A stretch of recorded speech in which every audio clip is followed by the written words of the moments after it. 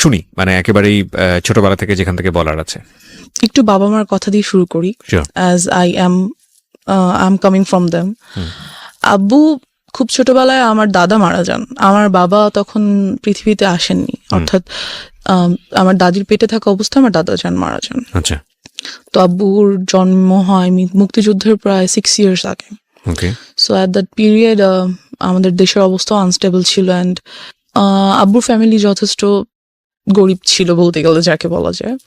So আব্বুর বাড়ি হচ্ছে বরিশাল, অ্যান্ড সেখান থেকে উনি ঢাকায় আসেন। তখন ওনার 13 বছর বয়স যখন উনি ঢাকায় চলে আসেন, বিকজ বাড়িতে কোনো কিছুরই ফ্যাসিলিটিস ছিল না, এখনো নাই, আমরা কখনো যাই না আমাদের বাড়িতে। তো ওই সময় উনি ঢাকায় আসেন এবং একটা লাইফ লিড করার জন্য যতটুকু কাজ করার দরকার তাই সবই করেন। ইভেন দো যদি বলি ঠেলা গাড়ি পর্যন্ত তার সে ঠেলা।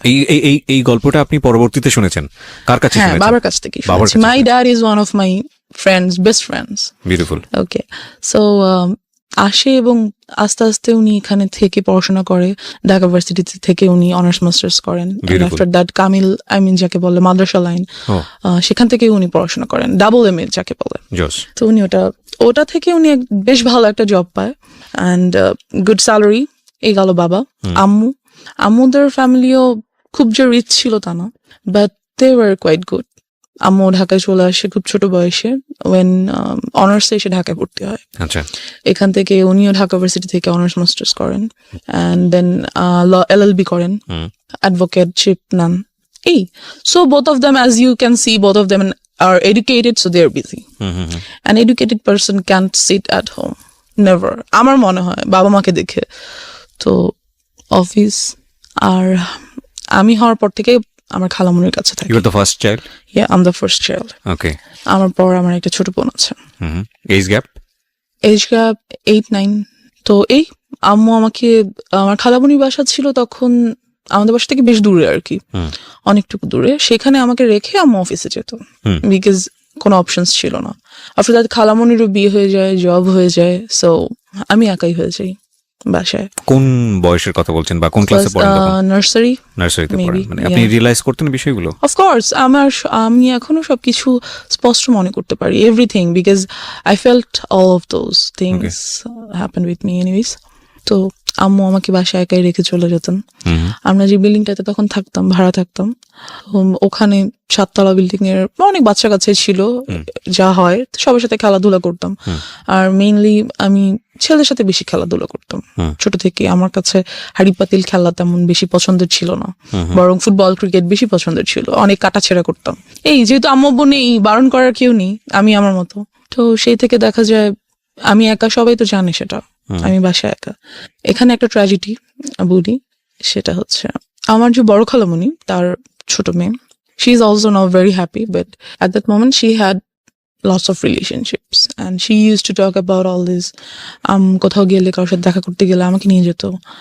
So I used to আমি মাত্র নার্সারিতে পড়তাম, এগুলো নিশ্চয়ই এত কিছু বোঝার মতো মেন্টালিটি হয়নি। She had lots of relationships, মানে একদিন এক ছেলের সঙ্গে দেখা করতে যেত, রাইট? দেখা করতে যেত, এবং আমাকে স্কুল থেকে যখন উনি নিয়ে আসতেন বাসায়, তখন দেখা করতে যেতেন। আর আমি দেখতাম কথা বলছে, দেখা করছে, কেন অপোজিট অ্যাট্রাক্টস, উইচ ওয়াজ এই থটটা আমি আস্তে আস্তে বুঝতে পারতে শুরু করলাম at the age of 7 or 6 or 7।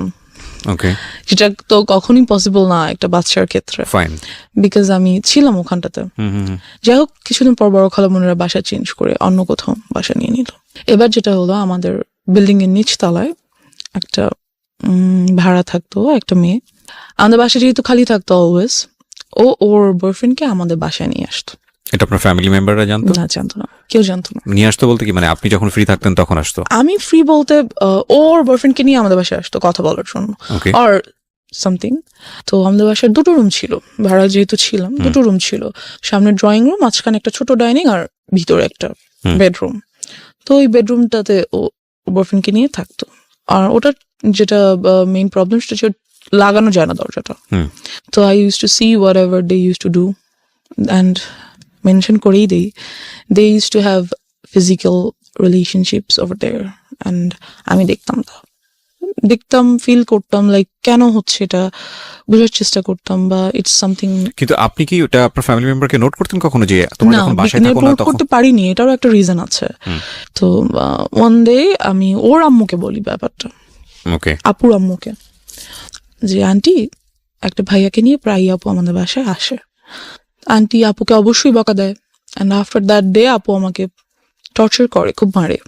যখন আম্মু অফিসে চলে যায় আপু এসে আমাকে খুবই মারে। আমি একটা জিনিস বুঝতে পারছি না যে আপনার বাবা মা যখন বাসায় থাকছে না তখন আপনাকে গাইডেন্স দিচ্ছে কে? কেউ না, লাইক আমি একাই স্কুল থেকে বুয়া নিয়ে বাসায় রেখে চলে যেত, হ্যাঁ, খাবার রেডি করা থাকতো, আমি খেতাম, ঘুমিয়ে থাকতাম, হোমওয়ার্ক করতাম, সন্ধ্যায় তো আম্মু চলেই আসতো। আপনাকে স্কুল থেকে পিক অ্যান্ড ড্রপ করতো কে? বুয়া, একটা বুয়া ছিল বাসায়, যে বাসার কাজকর্ম করতো। আর আপনার বাসায় আপনি যখন একা থাকতেন তখন আপনার বাসার আশেপাশের লোকজনের ইজি এন্ট্রান্স ছিল? ইয়া, কোয়াইট আমার কাছে মানে অ্যাবসার্ড মনে হচ্ছে। মনে হচ্ছে না? তাই তো। কারণ একটা যাই হোক। বাসায় একটা মেয়েকে রেখে এসেছি আমি, আশেপাশের লোকজন ঢুকছে বাসায়। Yeah, এবং- that's one of the faults which my mom and dad did. তারা, এটা একটা ভুল যেটা তারা আপনি কখনো করেছে। এগুলো নোটিস করতেন না বাবা মাকে যে আজকে অমুক এসেছিল বাসায় বা এমুক আসছে? করতাম, কিন্তু আপুর ব্যাপারটা করিনি তখনও। বলতাম, সবই বলতাম। আর আসলে আব্বু আম্মু এত বিজি ছিল, এতটা বেশি বিজি ছিল, বিকজ ইউনো যেখানে আম্মুর গাইডেন্সটা কম থাকে সেখানে আম্মুর সাথে বন্ধুত্ব হয় না। আর যখন বাচ্চাদের বাবা মার সাথে বন্ধুত্ব না হয় তখন তারা শেয়ার করতে পারে না কোনো কিছু। মাই হাম্বল রিকোয়েস্ট ইজ, আজকের এই স্টোরিটা সবাই আমাদের সোশ্যাল কন্টেস্ট এবং পারিবারিক অবস্থা থেকে চিন্তা করবেন যে আমাদের একটা শিশুর বড় হওয়ার জন্যে আমরা যতটা না খেলার মাঠ নিয়ে চিন্তা করি, ঘরের ভেতরের পরিবেশ নিয়ে কি আমরা অতটা চিন্তা করি? এটা খুব খুব খুব important. It's a very serious issue, এবং আমার মনে হয় আজকে ওই জায়গাগুলোকে আমাদের সবার নক করা উচিত। বিকজ ওর লাইফে যেটা ঘটেছে সেটা আরেকজনের লাইফে ঘটুক, আমরা এটা চাই না। It's a social learning, it's a family learning. Okay, এবং আমি ওকে স্যালুট জানাই যে ও নিজেকে এক্সপোজ করে অন্তত আরো 10টা ফ্যামিলিকে সতর্ক করার জন্য এখানে এসছে। জি, তারপর কি হলো? আপনাকে খুব মারলো? হ্যাঁ, খুব মারলো। আমি ভাবলাম আম্মুকে বলবোই যে আপু আমাকে এত মারছে, অ্যান্ড শি টোল্ড মি যে আমি এটা কাউকে বলতে পারবো না, যদি বলি সে আমাকে মেরেই ফেলবে, as I was a child. আর আম্মুকে আমি বললাম ব্যাপারটা, যে আম্মু আপু তো একটা ভাইয়াকে নিয়ে মাঝে মাঝে বাসায় আসে। আম্মু জিজ্ঞেস করলে সে কি করে, কেন আসে, তুমি আসতে দাও কেন, গেট লাগিয়ে রাখো না কেন, ঢুকতে দাও কেন? আমি বললাম আপু আমাকে খুব মারে, বকা দেয়, না ঢুকতে দিলে খুব রাগ করে। তো আম্মু এই ব্যাপারটা নিয়ে ওনাদের সাথে কথা বললো, ওই আপুর ফ্যামিলির সাথে। বলার পর যেটা হলো যে তুমুল ঝগড়া দুই ফ্যামিলির মধ্যে। ওরা কি খুব পাশাপাশি ছিল আপনাদের? হ্যাঁ, আমরা ছিলাম 4 তলায়, ওরা ছিল নিচতলায়। আচ্ছা, এই তো খুবই ঝগড়া লাগলো। পরবর্তীতে যে আমাদের বাড়িওয়ালা, উনি আমাদেরকেই বের হয়ে যেতে বললো, ভেরি যেখানে বের হওয়ার কথা ওদের, অ্যাজ ফল্টটা ওদের ছিল, আমার না, বাট আমাদেরকে বের হয়ে যেতে বললো। সো আমরা সামহাও প্রবলেমটা সলভ হলো, ইস্যুটা ঠান্ডা হলো, আপুটা আর আমাদের বাসায় আসে না। ওকে। এবার যেটা হলো, আমার মেন্টালিটি লাইক ওই জায়গাটা থেকে অনেক আনস্টেবল হয়ে গেল, কি বলবো এটাকে, unbalanced. So I use to think like কেন হচ্ছে এই জিনিসগুলো, বা এগুলো কি, কেন, some kind of curiosity. Like of course একটা কিউরিওসিটি গ্রো হ্যাঁ, করলো। like- আপনি তখন নার্সারিতে পড়েন? তখন আমি 1-এ উঠেছি। ওকে, অ্যান্ড আমার কাছে ব্যাপারটা খুবই আনইউজুয়াল লাগতো। ওকে প্রিয় শ্রোতা, গল্পের মাঝখানে ছোট্ট একটা পজ দিচ্ছি সবার জন্য অ্যানাউন্সমেন্ট। জীবন গল্পের পার্ট 2 বইটি বাজারে আসতে যাচ্ছে খুব শীঘ্রই। যারা অ্যাডভান্স বুকিং দিতে চান, কারণ অল্প সংখ্যক বই আমরা বাজারে আনি প্রতি বছরই ফেব্রুয়ারি মাসকে কেন্দ্র করে, যারা অ্যাডভান্স বুকিং দিতে চান এবং ঘরে বসে পেতে চান নামমাত্র মূল্যে, বইটির মূল্য রাখা হয়েছে মাত্র 200 টাকা। তাদের জন্য আমি বলে দিচ্ছি নাম্বারটি, এই নাম্বারে ফোন করে আপনাকে অ্যাডভান্স বুকিং দিতে হবে, এবং এই নাম্বারটি 24 ঘন্টা খোলা থাকে, চাইলে আপনি এই মুহূর্তেই ফোন করতে পারেন। নাম্বারটি হচ্ছে boibajar.com এর 09611262020। আমি আবারও বলছি এবং ধীরে ধীরে বলছি, প্লিজ নোট করবেন, 09611262020। অ্যাডভান্স বুকিং দিন, 2-1 সপ্তাহের মধ্যেই বইটি আপনার ঠিকানায় পৌঁছে যাবে। বইটির মূল্য রাখা হয়েছে নামমাত্র মূল্য 200 টাকা। ওকে, As I have seen them doing something like that, so আমার কাছে অনেক আনইউজুয়াল লাগতো যে এটা কেন হচ্ছে। আমার একটা ফ্রেন্ড বলা যায় না ঠিক, আমার থেকে সিনিয়র ছিল তখন, ও মেবি ক্লাস 3 or 4-এ পড়ে। I use to talk a lot with her. তো সেই ব্যাপারে আমাকে অনেক কিছু বলে।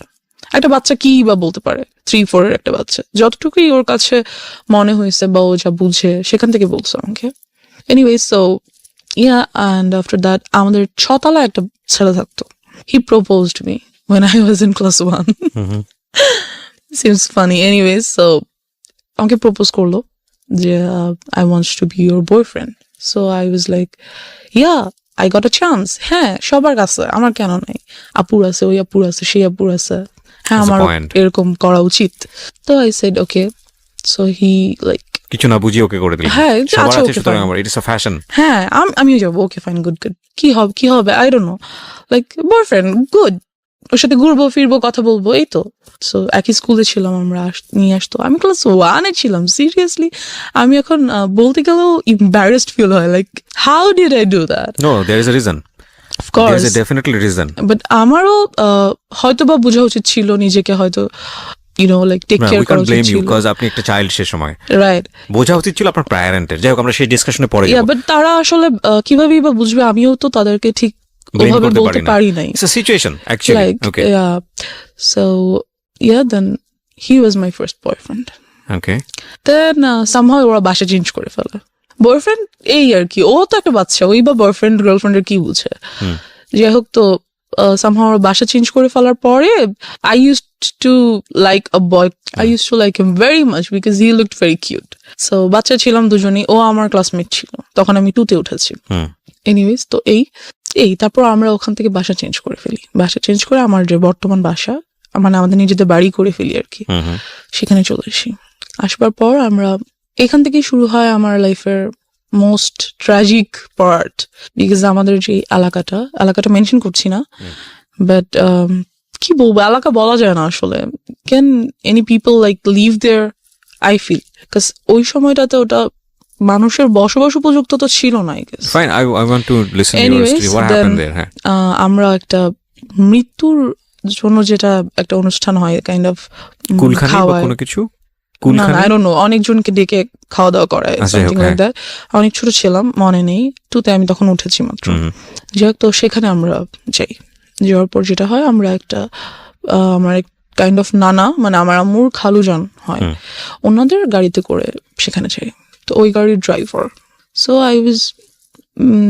আমি একটা ছোট বাচ্চাই ছিলাম, এই যে। তো সে আমাকে খুব কোলে টোলে করে নিয়ে আদর করে, এখানে ওখানে ঘুরাতে নিয়ে যায়। And then I noticed something, যেহেতু আমি অনেক কিছু বুঝি এই ব্যাপারগুলোতে, লাইক ফিজিক্যালি কিভাবে you have to save yourself, আমি অনেকটাই বুঝি এই ব্যাপারগুলো।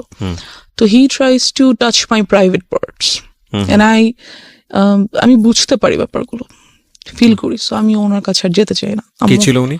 Driver, as I said. আপনাদের ড্রাইভার? নো, যাদের গাড়িতে করে আমরা গেছি, আমার নানা ভাইয়ের ড্রাইভার। Okay. So he tries to like kind of, এটা first embarrassment of your life. এবং এই ঘটনা ঘটার পরে আপনি কি করলেন?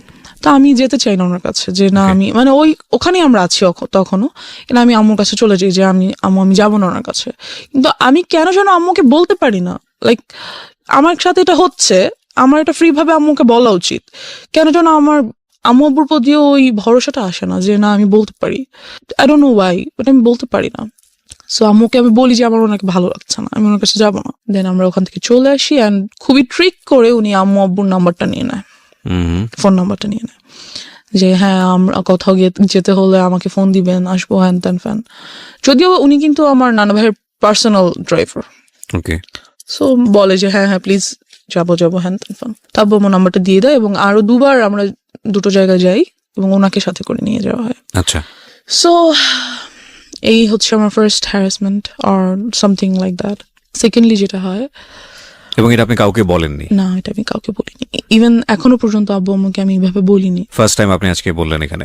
আমি যাই বলছি কাইন্ড অফ ফার্স্ট টাইমই, কাউকে বলিনি। This is very unlucky for us, because আমাদের সোসাইটিতে, আমাদের পরিবারে চাইল্ড সেক্সুয়াল অ্যাবিউজ, এটার যে রেট, এটা খুবই অ্যালার্মিং। আপনারা পত্রপত্রিকায় পড়েন এইসব ঘটনা, খুব এক্সট্রিম লেভেলে যখন চলে গিয়ে একটা বড় ধরনের ক্ষতি হয়ে যায়, তখন সেটা পত্রপত্রিকায় বা সংবাদ টেলিভিশন জায়গাগুলোতে চলে আসে। কারণ বিহাইন্ড দ্য সিন এইগুলো যে কতদিন ধরে এই একটা মেয়ে বা একটা শিশু বা একটা নারী কিভাবে নির্যাতনের শিকার হয়, কিভাবে তাদের মেন্টালি তাদেরকে মানে ভয়ঙ্কর রকম ভাবে ড্যামেজ করে ফেলা হয়, আমি জানি না। আমার মনে হয় এই জিনিসগুলোকে আরো বেশি করে এক্সপোজ করা উচিত, বলা উচিত। বিকজ আমি ভিকটিম, আমি কেন এটা বলতে পারবো না? কোথায় সমস্যা? ট্যাবুটা কোথায়? মানে আমাকে কেউ একজন সেক্সুয়ালি হ্যারাসমেন্ট করেছে, আমাকে কেউ একজন ফিজিক্যালি অ্যাবিউজড করেছে, অথচ সেটা নিয়ে আমি সোসাইটিতে মুখ খুলতে পারবো পারবো না, সেটা নিয়ে আমি বলতে পারবো না। কি আশ্চর্য মেন্টালিটি! মানে সেটা নিয়ে বললে আমার দিকেই আঙুল তোলা হবে, সেটা নিয়ে বললে আমাকে মনে করা হবে মেয়েটা খারাপ বা ছেলেটা খারাপ বা ওনার ফ্যামিলি খারাপ। কি ভয়ঙ্কর রকম মানে বাজে মেন্টালিটি আমাদের সমাজের। কিন্তু এই যে আমাদের এই মেন্টালিটিটা, এটাই কিন্তু যুগের পর যুগ এই প্রবলেমগুলো কিভাবে জিয়ে রেখেছে। আজকে যদি পরিবারের কাছে এই মেয়েটা এতটা বেশি সাবলীল হতো, আজকে যদি ওর বলার ক্ষমতা তৈরি হতো, ওকে যদি এনভায়রনমেন্টটা দেওয়া হতো, তাহলে ওর শৈশবটা হয়তো এরকম হতে পারতো না। কজ ও বলেছে একটু আগে যে this is the number one. আরও কি যে অপেক্ষা করছে আপনাদের জন্য, আপনারা একটু শুনুন, তাহলে বুঝতে পারবেন। জি বলুন। তারপর যেটা হয়, তো ওই ড্রাইভারের সাথে আমাদের আর দেখা হয় না। Anyways he is vanished somehow. So after that আমার চাচাতো ভাই আমাদের বাসায় থাকতে আসে for some reason. Somehow maybe আমাকে লাইক করতো আর সামথিং। তখন আমি ক্লাস 3-তে উঠেছি। তো ও কত বড় হবে, মেবি 9-10 পরে এরকম হবে। আপনি তখন ক্লাস 1-এ? 3-তে পড়ি। 3-তে? বাসায় একদিন হঠাৎ স্কুল থেকে এসে দেখি ও বাসায়। ওই টাইমে যেটা হয়, আমাদের বাসায় একটা পার্মানেন্ট কাজের মেয়ে রাখা হয়। তো মেয়েটা নিজেই যথেষ্ট ন্যাস্টি পার্সন। এনিওয়ে, সো চাচাতো ভাই থাকতে আসে আমাদের বাসায়। তো একদিন আমাদের সবার রুম আলাদা, জর্জার রুম। আমাদের বাসায় 5টা বেডরুম, অ্যান্ড জর্জার বেডরুম 4টার। বাট আমি তখন কার সাথে, কাজের মেয়েটা আমার সাথে ঘুমায়, মানে আমার রুমে ঘুমায়। তো আমি একদিন ঘুমিয়ে আছি, ঘুম থেকে ঘুমের মধ্যে আর কি হঠাৎ ফিল করি that someone is like embarrassed, had embraced me, something like that. তো আমি ঘুম ভেঙে যায়, পিছনে ফিরে দেখি যে আমার ভাইয়া। তো আই ওয়াজ লাইক, চিল্লাবো না কান্না করবো না কি করবো কিছু বুঝতেই পারি না। দেন আই ওয়াজ লাইক, ভাইয়া এখানে কি করো, হ্যান ত্যান। আমি উঠে বসে যাই। বসে যাওয়ার পরে তো বুঝতে পারে যে কাজের মেয়েটা নিচে ঘুমাচ্ছে। তো বুঝতে পারে যে আমি যদি এখন কিছু বলি তাহলে কাজের মেয়েটা উঠে যাবে, আম্মু আব্বু চলে আসবে, অ্যান্ড যাই হোক তো ওদিনও চলে যায়। ও দিন চলে যায়। পরের দিন শুক্রবার দিন সবাই বাসায় ছিল। What was his response? আপনি তোকে জিজ্ঞেস করলেন যে তুমি এখানে কি হ্যাঁ, করো? তুমি এখানে কি করো? এমনি আসছি, নাথিং, লাইক চলে যায়, উঠে চলে যায়। পরের দিন শুক্রবার দিন সবাই বাসায় ছিল, তো আমরা ছাদে গিয়েছি। আমাদের ছাদটা খুব সুন্দর, গাছ লাগানো চারিদিকে, বসার মতো স্পেস আছে, টেবিল আছে, যাই হোক। তো ওখানে আম্মু চা করে নিয়ে গেছে, সবাই চা খাচ্ছে, ভাইয়াও গিয়েছে উপরে। ছাদটা 2টো ছাদ, একটা হচ্ছে চিলে কোঠার একটা ছাদ আছে, আর মেইন ছাদটা নিচে। তো আমি আর আমার কাজের মেয়েটা চিলেকোটার ছাদে উঠেছি। আমার বেস্ট ফ্রেন্ড সবসময় ছিল কাজের মেয়েরা। যারাই কাজের মেয়েরা আসতো তারাই আমার বেস্ট ফ্রেন্ড, বিকজ কেউ তো সাথে থাকে না, ওরাই সাথে থাকে। তো ওকে নিয়ে আমি ছাদে বসে আছি। তো ভাইয়া উপর উঠছে, উঠে আমার কাঁধে হাত রেখে বললো, পড়াশোনা কেমন চলে, হ্যান ত্যান। বললাম হ্যাঁ ভালো। বলতেছে কোনো ম্যাথে প্রবলেম হলে আমাকে দেখাও, ইত্যাদি ইত্যাদি কথা বলতেছে। And he tried the same thing that I faced with that driver. He was trying to touch some of my private parts. তো কাজের মেয়েটা এটা বুঝতে পারে, বিকজ আমার থেকে বেশ বড়। তো আমাকে বলে, আপু চলে নিচে চলে যাই। তো আমিও ফিল করছিলাম, লাইক হ্যাঁ নিচে চলে, বাট ভাই আমাকে যেতে দিচ্ছে না। না থাকো, এখানে কত সুন্দর লাগছে, পরিবেশটা ভালো লাগছে, যেতে দিচ্ছে না। এই গেল সামহাও। তো আমি চলে আসি নিচে, কিছুক্ষণ বাদে চলে আসি। তো আম্মুকে বলি ব্যাপারটা, যে আম্মু ভাইয়া আমার সাথে, আমি আম্মুকে ডাইরেক্টলি বলি যে আম্মু ভাইয়া আমার প্রাইভেট পার্স টাচ করার চেষ্টা করে। এটা বলার পর আমার চাচার সাথে আর কি আব্বুর তুমুল ঝগড়া হয়। ও তার মানে আলটিমেটলি আমি একবার বলে ফেলি, হ্যাঁ একবার বলি আম্মুকে, এন্ড আম্মু আব্বুকে বলে, দেন তো ওদের সাথে খুবই ঝগড়া হয়। আর ওই ভাইয়াকে আমাদের বাসায় আসতে মানা করে দেয়। এখন ব্যাপার হচ্ছে আব্বু আম্মুই বা কি করবে, এতবার, এত মানুষ, কয়জনকে বাসায় আসতে মানা করবে, কয়জনকে ধরে রাখবে, দরজা কি সবসময় বন্ধ রাখবে বাসার? এটা তো সম্ভব না। যাই হোক সামহাও ওটা চলে যায়। আমি তখন ক্লাস 3-তে, এবং আম্মু আমার জন্য একটা টিচার রাখে। আমার বাসায় কখনো টিচার ছিল না, আম্মুই পড়াতো। বাট তখন দেখা যায় যে আম্মু তখন অ্যাডভোকেটশিপটা ছেড়ে দেয়, ছেড়ে দিয়ে আম্মু একটা গভর্নমেন্ট জব নেয়। এতে করে যেটা হয় যে আম্মু খুবই বিজি হয়ে যায়। ওখানে তো অ্যাডভোকেটশিপে হচ্ছে কেস পাবো যাবো এরকম কিছু, পাবো না বাসায় আছি। বাট একটা জব ইজ 9 to 5 ডিউটি। আর আম্মুর যেই অফিসটা পড়ে যায় অনেক দূরে, সেখানে যেতেই প্রায় 1.5-2 ঘন্টার মতো লাগে। সো আমাকে একেবারেই টাইম দিতে পারে না। বাট তখন যেটা হয়, আমার খালামণিকে তারা আমাদের বাসায় নিয়ে আসে, খালামণি আর তার হাজব্যান্ডকে।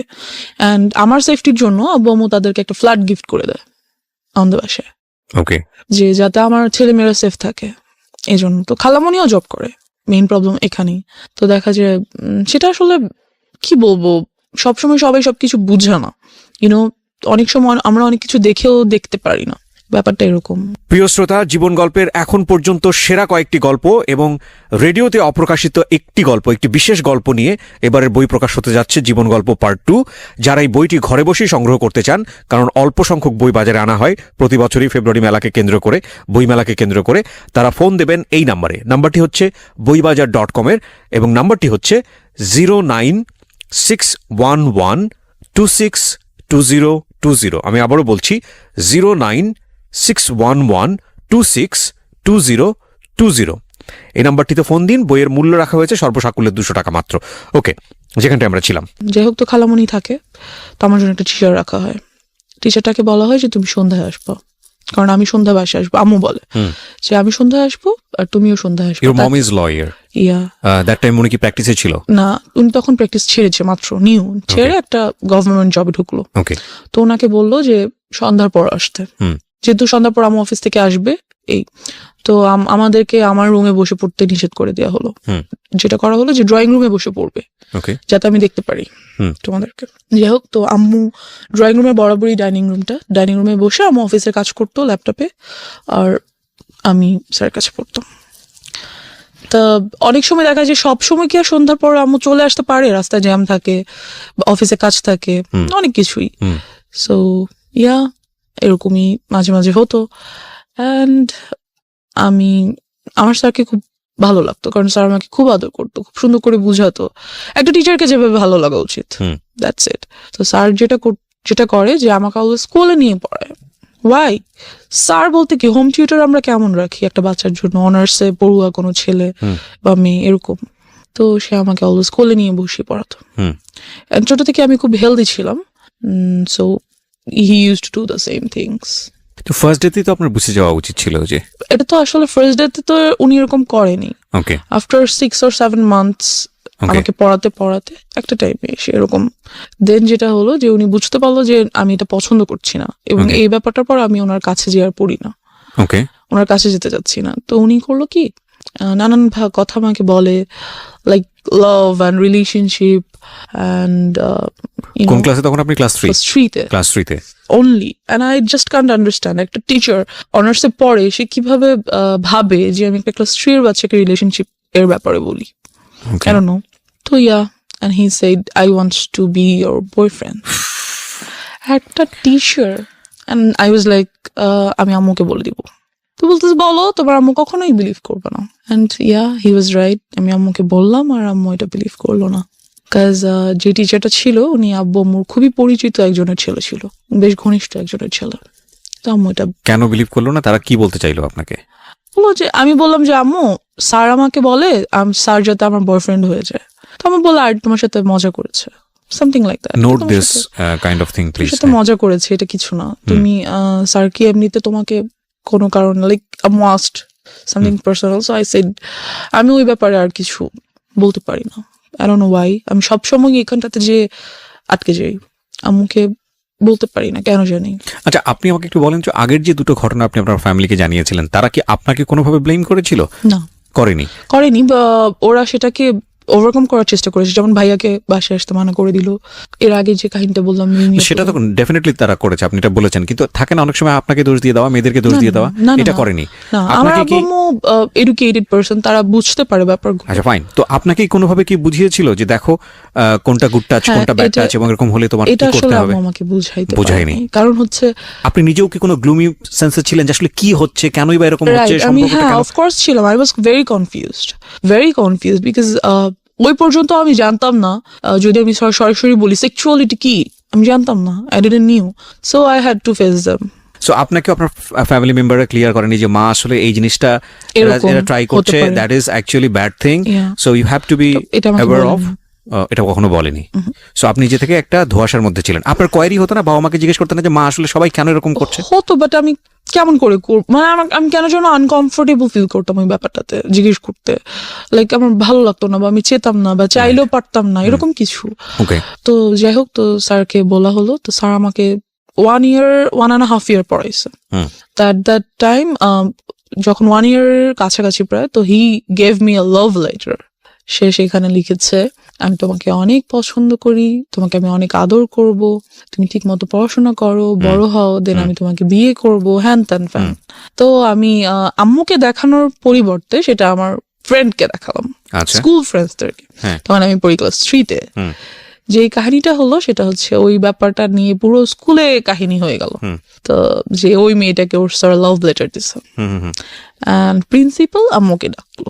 ও এবং কাহিনী গুলি শুধু করেছে এক জায়গায়, লেগেছে আরেক জায়গায়, এরকম একটা অবস্থা। কাহিনীটা শুধু ওই পর্যন্তই হলো না যে লাভ লেটার হয়ে গেল, ওরা বিয়ে করবে, ওদের কতদিন পরে ওদের বেবি হবে, হ্যান ত্যান, বাচ্চারা যা করে নর্মালি, মানে বিশাল কাহিনী, পুরো স্কুল জানাজানি হয়ে গেল এটা। আম্মুকে কিন্তু আমি তখনও বলিনি, ইভেন দো লাভ লেটারটা আমি স্যারকে কোনো রিপ্লাইও করিনি, কিছুই না, বাট ব্যাপারটা পুরো স্কুলে কাহিনী হয়ে গেল। এন্ড প্রিন্সিপাল ডাকলো আম্মুকে। ওকে, সো আম্মু গেল, ক্লাস টিচার, প্রিন্সিপাল সবাই মিলে বললো আম্মুকে যে এরকম এরকম কি হয়েছে, আমরা তো জানি না, কেন স্কুলে এত গুজব, হ্যান ত্যান। যেটা ওদেরকে বলা হলো যে আপনি আপনার মেয়েকে স্কুল থেকে নিয়ে যান, ডিরেক্টলি বলা হলো যে নিয়ে যান স্কুল থেকে, আপনার মেয়ে আজে বাজে গল্প করে, ও বাকি বাচ্চাদেরকে নষ্ট করে ফেলতো। আমি কিছুই করি নাই, কি বা করবো, আর আমি বুঝি বা কি বলবো বা কি, আজে বাজে গল্প বা কি করবো। বাট যাই হোক, এরকমটা বলা হলো, অ্যান্ড ও স্কুল থেকে আমাকে নিয়ে আসা হলো, আম্মু নিয়ে আসলো, অ্যান্ড ওই টিচারটাকে বাদ দিয়ে দিল। দেন আপনি তো ফ্যামিলিকে বললেন যে ঘটনাটা কি ছিল? আমাকে লেটারটা দেখালাম, আচ্ছা তারপর? That's it. তো লেটারটা দেখে আম্মু আমাকে কিছুই বললো না, আর কিছু জিজ্ঞেস করেন? নাথিং, সে জাস্ট টিচারটাকে বাদ দিয়ে দিল। And দিয়ে it was a one kind of, আমি জানি না বাবা মায়ের ক্ষেত্রে আমি কি ওয়ার্ডটা ইউজ করবো, because they are just gifted from Allah. But see, আপনি যখন যেদিন প্রথম দিন বলেছিলেন আপনার মাকে যে he wants to love me, ওই সময় যদি সে বিশ্বাস করে স্টেপটা নিয়ে নিত, তাহলে কিন্তু আজকে এই রকম একটা ডিজাস্টার হতো না আপনার লাইফে। সি, এটা কত বড় হচ্ছে। ও কিন্তু আপনারা একটা জিনিস খেয়াল করবেন ভেতরে গিয়ে, আমি বারবার ইন্টারাপ্ট করছি, ও বারবার এম্বারেস ফিল করছে ফ্রম ড্রাইভার, যে গেল ড্রাইভার, বাসায় আসলো কাজিন, আত্মীয় সম্পর্ক, সেও তাকেও বের করে দেওয়া হলো, ইভেন ইট ইজ টিচার, সেও চলে গেল। এবং কোথায় ক্ষতি হলো দেখেন, ওর স্কুল যেখানে ওর ফ্রেন্ডসরা আছে, যেখানে ওর অনেক বড় একটা বন্ডেজ তৈরি হয়েছে, সেখান থেকে ওকে কুইট করে নিয়ে আসতে হচ্ছে। তার মানে ওর এই জিনিসটা সম্পর্কে কিরকম ভয়াবহ একটা সেন্স ওর চাইল্ডহুডে গ্রো করছে। মানে আমরা কিরকম একটা সোসাইটিতে বসবাস করি। ওকে, তারপর? যে স্কুলটাতে আমি ছিলাম ওটা অনেক স্বনামধন্য স্কুল ছিল, আমরা মেনশন করতে চাই না, মেনশন করছি না, অনেক সিনারি বাংলাদেশে এরকম বিহাইন্ড আন্ডার দ্য সিন এরকম। হ্যাঁ, ওখান থেকে এসে আমার এলাকার একটা স্কুলে ভর্তি হতে হলো। ওকে, তো ওখানে ভর্তি হওয়ার পর যেটা হলো যে ওই টিচারটা যাকে আমি বাদ দিয়ে দিয়েছে, সে মাঝে মাঝে স্কুলের সামনে এসে দাঁড়িয়ে থাকে, এন্ড এই ব্যাপারটাও আমি আম্মুকে বললাম।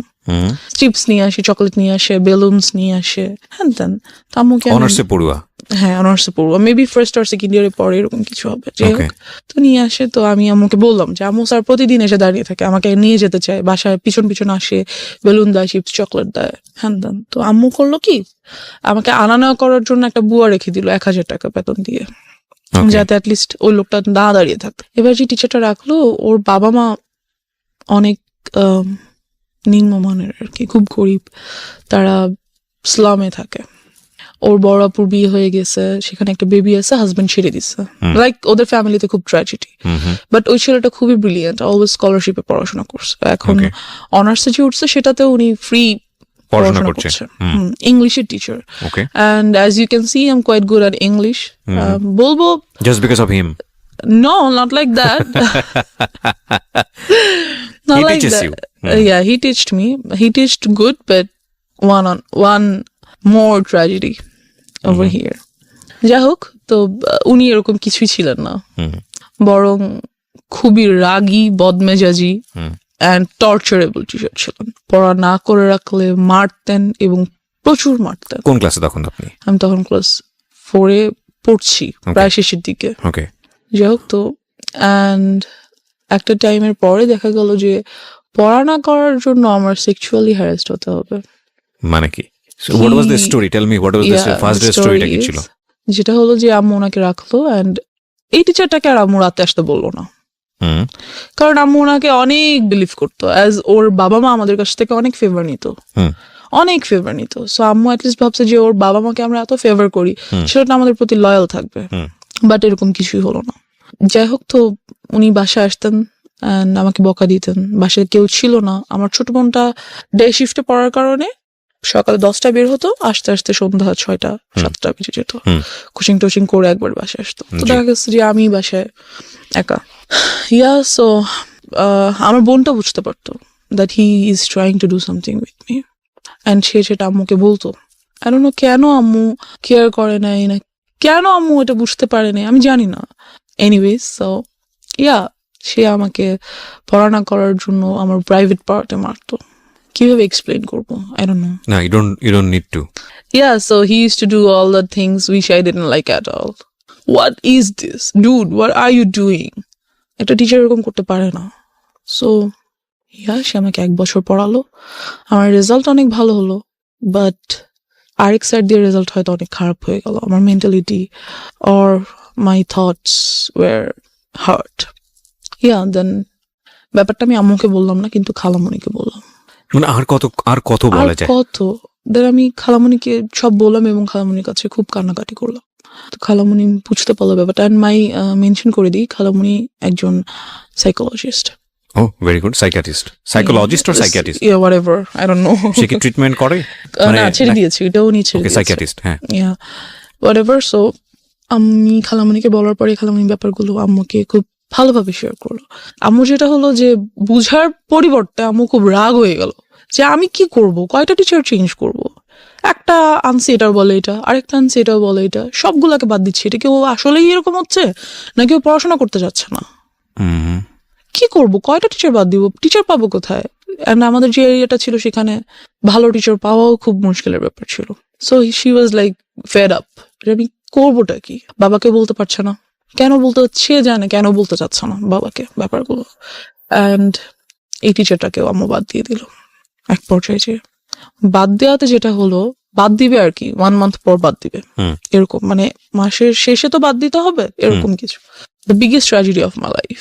একদিন স্যার 1টা-1:30টার দিকে বাসায় আসলো। স্যার খুব ভালোভাবে জানে এই টাইমে আমাদের বাসায় কেউ থাকে না, এবং স্যারের বিকেল 5টার আগে আমাদের বাসায় ঢোকা নিষেধ। আম্মু বলে দিয়েছে তাকে যে তুমি আসবে না, বিকেলের আগে বাসায় আসবে না। বিকেলে আমার খালামণি বাসায় চলে আসে আর কি। তো সে যেটা করলো যে 1:30টার দিকে বাসায় আসলো, ওই সময় যেটা কাজের মেয়েটা আমার খালামণির বাচ্চাদেরকে নিয়ে তাদের ফ্ল্যাটে ঘুম পাড়াচ্ছে, আর আমার ফ্ল্যাটে আমি একা। তো কলিং বেল বাজলো, আমি গেট খুললাম। খোলার পর দেখলাম স্যার। বললাম স্যার এখন তো আমি পড়বো না, আমি তো মাত্র স্কুল থেকে এসেছি। তো সে বললো যে আমার আজকে অনেক কাজ আছে বিকালে, এখনই পড়া শেষ করতে হবে, তুমি বই নিয়ে আসো। তো অ্যাজ ইউজুয়াল আমি বই আনতে গেলাম আমার রুমে, যেহেতু আমার রুমে পড়া নিষেধ, কাজ আম্মু ড্রয়িং রুমে, আমার রুমে পড়া নিষেধ ছিল, ড্রয়িং রুমে পড়তে হতো। যাই হোক, তো আমি বই আনতে আমার রুমে যাই, and he enters the flat, আর উনি দরজাটা অফ করে দেয়, মেইন গেটটা অফ করে দেয়।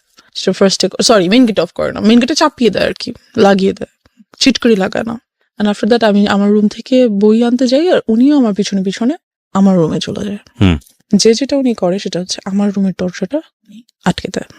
আটকে উনি আমাকে ফার্স্টে 2টা চড় দেয়, দিয়ে একটা লাথি মেরে খাটের মধ্যে ফেলে দেয়। যেটা করে, আমি স্কার্ট পরা ছিলাম, অ্যান্ড ওটা উনি ছিঁড়ে ফেলে। আফটার দ্যাট উনি আমাকে আমার পায়ের উপরে পা দিয়ে, হাঁটু দিয়ে বসে, আমার গলার উপরে কোলবালিশ দিয়ে দেয়, আর মুখটা খুব জোরে চেপে ধরে। So I was like stuck. হয়তো আল্লাহই কোনোভাবে হেল্প করছে আমাকে, যে ঠিক ওই টাইমটাতেই আমাদের মাঝখানের ফ্ল্যাটের এক ভাড়াটিয়া উপরে আসে, তার চিনি লাগবে। সো এসে উনি দেখে যে দরজায় টিচারের ছেলেদের জুতা, যেহেতু আমাদের বাসায় ছেলেদের জুতা আসে না, থাকে না কখনো। সো নক করা মাত্র দরজাটা খুলে যায়, ধাক্কা দেওয়া মাত্র ঢুকেই ফিল করে যে ভিতরে আমার রুমে কেউ আছে, and something is going on. আমি হয়তো চিল্লাতে পারছিলাম না, বাট সাউন্ড তো করতে পারছিলাম, ধস্তাধস্তি তো করছিলাম। সো উনি বুঝতে পারে ব্যাপারটা, বুঝে উনি খুবই প্রচন্ড জোরে আমার দরজায় নক করে, অ্যান্ড স্যার নকটা শুনেই আমাকে ছেড়ে উঠে দাঁড়িয়ে দরজাটা খুলে টেবিলে চলে যায়, যে বসে থাকে, অ্যান্ড আমার দিকে জাস্ট একবার তাকায়, লাইক আ লুক, আমাকে সাবধান করে দাও, হেই ডোন্ট ইউ ডেয়ার, কাউকে বলা যাবে না, সামথিং লাইক দ্যাট। তো আমি যেটা করি, আমি দৌড়ে আন্টিকে জড়িয়ে ধরি, অ্যান্ড কান্না করে দিই, আন্টির কাছে কান্না করি খুবই, যে আন্টি আমাকে কোলে নিয়ে ওনাদের বাসায় চলে যায়। তখন আমি ক্লাস 5-এ পড়ি। নিয়ে যায় এবং জিজ্ঞেস করে কি হয়েছে। ইতিমধ্যে স্যার বাসা থেকে বেরোয় চলে যায়। এরকম একটা অ্যাটাক উনি কেন করলো? কোন Because ধরনের ওই যে কোনো আমি রেশারেশি? খালামণিকে বলেছি, ও, তার আম্মু যে তার মাকে বলেছে, so ওনাকে কি বিষয়টা আগে থেকে নক দেওয়া হয়েছিল আপনার ফ্যামিলি থেকে, না তোমাকে বাদ দিয়ে দেওয়া হচ্ছে বা এরকম কোনো গেম আসি? Maybe I don't know. অবশ্যই, না হলে উনি এরকম করার তো কথা না। Okay, so what was his intents basically? কি ট্রাই, মানে কি চাচ্ছিল সে, যেহেতু জিনিসটা হয়তো সে ভাবছে যে আমাকে যেহেতু বাদ দিয়েই দিচ্ছে, আমার নামে একটা বদনাম হচ্ছেই, তাহলে বদনামটা কিছু না করে কেন হবে, আমি কিছু করি দেন হোক, মেবি সামথিং লাইক দ্যাট। কিছু যে সে করেনি তা তো না, কিছু তো সে করেছে, Right. কিছুটার তো আর বদনাম হবে না। যখন বলে বদনাম হবে তখন তো ফুল বদনামটাই হবে। ফুলটাই হবে, তো Okay. সে চাইছে তো আমি ফুলই করি, Okay, কেন যাই হোক। করবো না। তারপরে কি হলো Something আপনার like খালামণির সঙ্গে? that. খালামণি না, সরি, আন্টি আর আন্টি, কি, পাশের বাসার আন্টি, পাশের হ্যাঁ। বাসার আন্টি। তো আমি খুব তখন তো বাসায় কেউ নেই, তো কানাকাটি করার পরে আম্মুকে আন্টির সাথে সাথে ফোন করলো। হুম, ফোন করে ব্যাপারটা বললো। বলার পরে আম্মু বললো আচ্ছা ভাবি, ওকে আপনি আপনার কাছে রাখেন। আমি এতটাই ভয় পেয়ে গেছিলাম যে এর পরের 1 মান্থ আমি ঘুমাতে পারিনি রাতে। ও, আপনার মা এসে কি করলো? মা এসে কি করবে, খুবই কানাকাটি করলো। আম্মু আমাকে জড়িয়ে ধরে, and যেটা হলো what was your father role? উনি কই এই গল্পের মধ্যে? উনি আসলে আব্বুকে আম্মু বলতো না, কারণ আম্মু জানে যে আব্বুকে যদি একটার কথা বলে আব্বু খুন করে ফেলবে সবাইকে, সামথিং লাইক দ্যাট। আব্বু অনেক ভালো, খুব কাম মাইন্ডেড, বাট যখন রাগ করে হি spares nobody, something like that. তো এই ব্যাপারটা আম্মু আব্বুকে বললো, কারণ বলাই লাগবে, কিছু করার নেই, এত বড় একটা ঘটনা। রাইট, সো আব্বুকে বলার পর যেটা হলো, আব্বু বললো ওকে আমি পুলিশে দিয়ে দিব, ডেফিনেটলি দেওয়া উচিত। আমি ওকে রাখবোই না, ওর একটা কিছু করতেই হবে। যেটা করলো, লোকজন নিয়ে ওই মুহূর্তেই, যখন আব্বুকে বলা হলো অফিস থেকে আসার পর, হুম, ওই মুহূর্তেই ওদের বস্তিতে চলে যাওয়া হলো, হুম, যে ওদেরকে আর রাখবো না, ওই পুরো বস্তি আমি চালাই দিব। আব্বু ওয়াজ লাইক ফায়ার। সো গেল, লোকজন নিয়ে গেল। এখানে যেটা হলো, বাবা তুমি যে লোকজনকে বলবা, তোমার মেন্টালিটি আর মানুষের মেন্টালিটি তো এক না। আমি পুরো এলাকায় ফেমাস হয়ে গেলাম। ওনার শাস্তি হলো, অবশ্যই হলো, কিন্তু এখান দিয়ে যে ক্ষতিটা ওনার হলো যে, শাস্তি বলতে কি ওনাকে অ্যারেস্ট করা হলো? হ্যাঁ ওনাকে অ্যারেস্ট করা হলো। আপনি যখন ক্লাস 5-এ? হ্যাঁ, পরে উনি অবশ্য জামিনে ছাড়া পেয়ে যায়। আচ্ছা, কেস ফাইল করা হয়েছিল তাহলে? হ্যাঁ, আমার নামে প্রচুর বদনাম হয়ে গেল। আমার কোনো বন্ধু বান্ধব হয় না, আমাদের বাসায় কেউ আসে না, আমার সাথে কেউ খেলে না। I was totally alone. যেটা হলো, আব্বু আম্মু আমাকে স্কুলে নিয়ে যেত, স্কুল থেকে নিয়ে আসতো, এরকম চললো কিছুদিন, হুম, লাইক 6 or 7 months এরকমটা চললো। তারপর যেটা হলো, আর কতদিন সম্ভব স্কুলে নিয়ে যাওয়া, নিয়ে আসা, তাদের জন্য দুজনেই খুব- বিজি পারসন। খুব টাফ। আম্মুর অফিসে লাইক শোকজ করে দিবে এমন একটা ব্যাপার, চাকরি থেকে বাদ দিয়ে দিবে এমন একটা ব্যাপার হয়ে গেছে। হুম, বিকজ সো আম্মু ভাবলো যে অনেকদিন তো হয়েছে, এখন বোধহয় সবকিছু normal, we can be back in our normal life again. তারপর যেটা হলো, আমাদের বাড়িটা তখন ছিল 3 তলা, হুম, এরপর উপরে কাজ ধরা হবে আর কি। তো খুব মিস্ত্রি টিস্ট্রি আসে বাসায়। তো আব্বু তো সভাপতি বাসায় থাকেন না, আম্মুও থাকেন না। তো তখন আমি মেবি 6-এ পড়ি। হুম, দেন আব্বুর একটা ব্যাপার কি, উনি খুব ইসলামিক মাইন্ডেড, আর উনি সবাইকে এক চোখে দেখে। মিস্ত্রিদেরকে পাশে বসে খাওয়ায়, ভাই, কাউকে কখনো তুমি তুই, নো, অলওয়েজ আপনি, respect. He is a golden soul, heaven soul. আমি কি বলবো, I just love him. Anyway, so এরকমই করতো ওই টাইমটাতে। তো মিস্ত্রি আসতো, তাদেরকে সেভাবে রেসপেক্ট করতো। সবাই এক হয় না, আপনার রেসপেক্টটা সবাই কিন্তু সমানভাবে নিতে পারে না, এটা সম্ভব না। তো আমাদের স্যানিটারি মিস্ত্রি, যে স্যানিটারি সাইটটা দেখতেন, ওখানকার হেড, ওই মিস্ত্রি গ্রুপটার হেড। হুম, তো উনি খুবই আসতেন বাসায়, খুবই আসতেন, আর আমাকে খুবই আদর করতেন। তো আমার ছোট বোনটা বাসায় না থাকার কারণে এগুলো থেকে ও খুব দূরে ছিল আর কি। যাই হোক, তো ও বাসায় ছিল না বলতে? ও তো যে বললাম ডে শিফটে থাকার কারণে 10টার দিকে সকালে বের ও হতো। আচ্ছা আচ্ছা, বাসায় ছিল না মনে সন্ধ্যা হচ্ছে, আসতো, যে হ্যাঁ, তখন অন্য বাইরে Yeah, স্কুলে right. ছিল। Okay. সো ওই ব্যাপারগুলো খুব একটা ফেস করতো না। তো ওই আঙ্কেলটা আসতো বাসায়, আমাকে আদর করতো, চকলেট নিয়ে আসতো, হ্যান ত্যান। একদিন যেটা হলো, রাতে উনি আসছে সাইড ভিজিটের জন্য, যে কিছু একটা প্ল্যান আছে ওনার, এটা বাবাকে বলবে। তো আমরা উপরে গিয়েছি, আম্মু আব্বু আমি, আমার ছোট বোন যায়নি, আমরা 3জন গিয়েছি। তো উনি বলতেছে ব্যাপারগুলো। তো আব্বু সামহাও কিছু কারণে নিচে গিয়েছে, তো উনি আমাকে কোলে নিয়েছে। আমি কিন্তু তখন 6-এ পড়ি প্রায়। কোলে নেওয়ার মতো না, অনেক হেলদি, বেশ বড় হয়েছি, কোলে নেওয়া যায় না। তো উনি আমাকে কোলে নিল, আমি উঠবো না, উনি আমাকে জোর করে কোলে নিয়েছে, না আসো আম্মু, হ্যান ত্যান। উনি যেটা করলো খুবই বাজেভাবে একটা কাজ করলো আমার সাথে, দ্যাট বলতে চাচ্ছি না। He did something very nasty and আমি ওই মুহূর্তে কান্না করে দিলাম। ওনার কোল থেকে লাফ দিয়ে কাইন্ড অফ আমার হাঁটুর উপর পড়ে গেলাম। And আম্মু গেল, কি হয়েছে? আঙ্কেল বললো যে না কিছু হয় নাই, আমার হাতে তো ঘড়ি ছিল, ঘড়ি তো বোধহয় ওর গায়ে লাগছে। আমি খুব কান্না করতেছি। আম্মু বললো কি হয়েছে? আম্মু চলো নিচে নিয়ে আসলো আমাকে। যেটা হলো ওদিন রাতে আমি আম্মুকে কিছু বললাম না, ঘুমিয়ে গেলাম। পরের দিন থেকে উনি এলাকায় নেই, ওনাকে আর পাওয়া যাচ্ছে না, বিকজ উনি বুঝতে পারছে যে আমি আম্মুকে বলবো। So, উনি আর এলাকায় নেই। তা আমি ব্যাপারটা আম্মুকে কিছুটা বললাম, সো ওনাকে তো আর পাওয়াই গেল না, কি আর করার। এই সব কিছু দিয়ে চলে গেল। এই হয়ে গেল হ্যারাসমেন্টের সাইড শেষ। এবার আমার নিজের ফল্টের সাইডগুলো চলে আসছে। তো আমি 7-এ পড়ি আর এলাকার স্কুলে পড়ি, অ্যান্ড আমি খুব happy at that time. So and আমার বিরুদ্ধে যে রিউমার্স গুলো ছড়াইছিল ওগুলোও কাইন্ড অফ ভ্যানিশড। সবাই জানতো যে আমি খুব বাজে, খুব ফাজিল।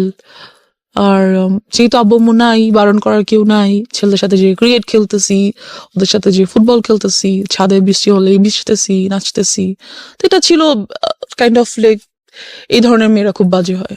এদের কাছে মেয়েদের সাথে এরা মিশতে পারে না, ভালো মেয়েদের সাথে এরা মেশে না। সো আমার মেয়ে বন্ধু কোনোদিনও হয়নি, কাজ যার সাথে না ওর সাথে চলা যাবে না, ও খারাপ, এমন একটা ইমেজ তৈরি হয়ে গেল আমার। সো আমার সব ছেলে বন্ধু, ওদের সাথে ওরা যা খেলে আমার তাই খেলতে হয়। সারাদিন তো বাসে বসে থাকা সম্ভব না। তো এই খেলাধুলা যাই হোক, এক পর্যায়ে যেটা হলো, আমাদের এক সিনিয়র ভাইয়া, উনি আমাদের সাথে ক্রিকেট খেলতো। তো উনি যেটা করলো, উনি বললো যে তোমাকে আমার খুব পছন্দ হয়েছে, I want to be in a relationship with you. Then I was like, কিছু বললাম না, ভাবলাম কি করবো হ্যান ত্যান। তো আমার বেস্ট ফ্রেন্ড ওকে বললাম, তো খুব হাসাহাসি করলো, সে সিনিয়র ভাইয়ের সাথে রিলেশন করবি তা তো তুই আমাদের আপু হয়ে যাবি না, এরকম কিছু না। তো আমি খুব ওর কথাটাতে আমি খুব মজা পেলাম, ওয়াও আমি তোদের আপু হয়ে যাবো, great, then I must do that. So আমি ওনার প্রপোজালটা অ্যাকসেপ্ট করে ফেললাম।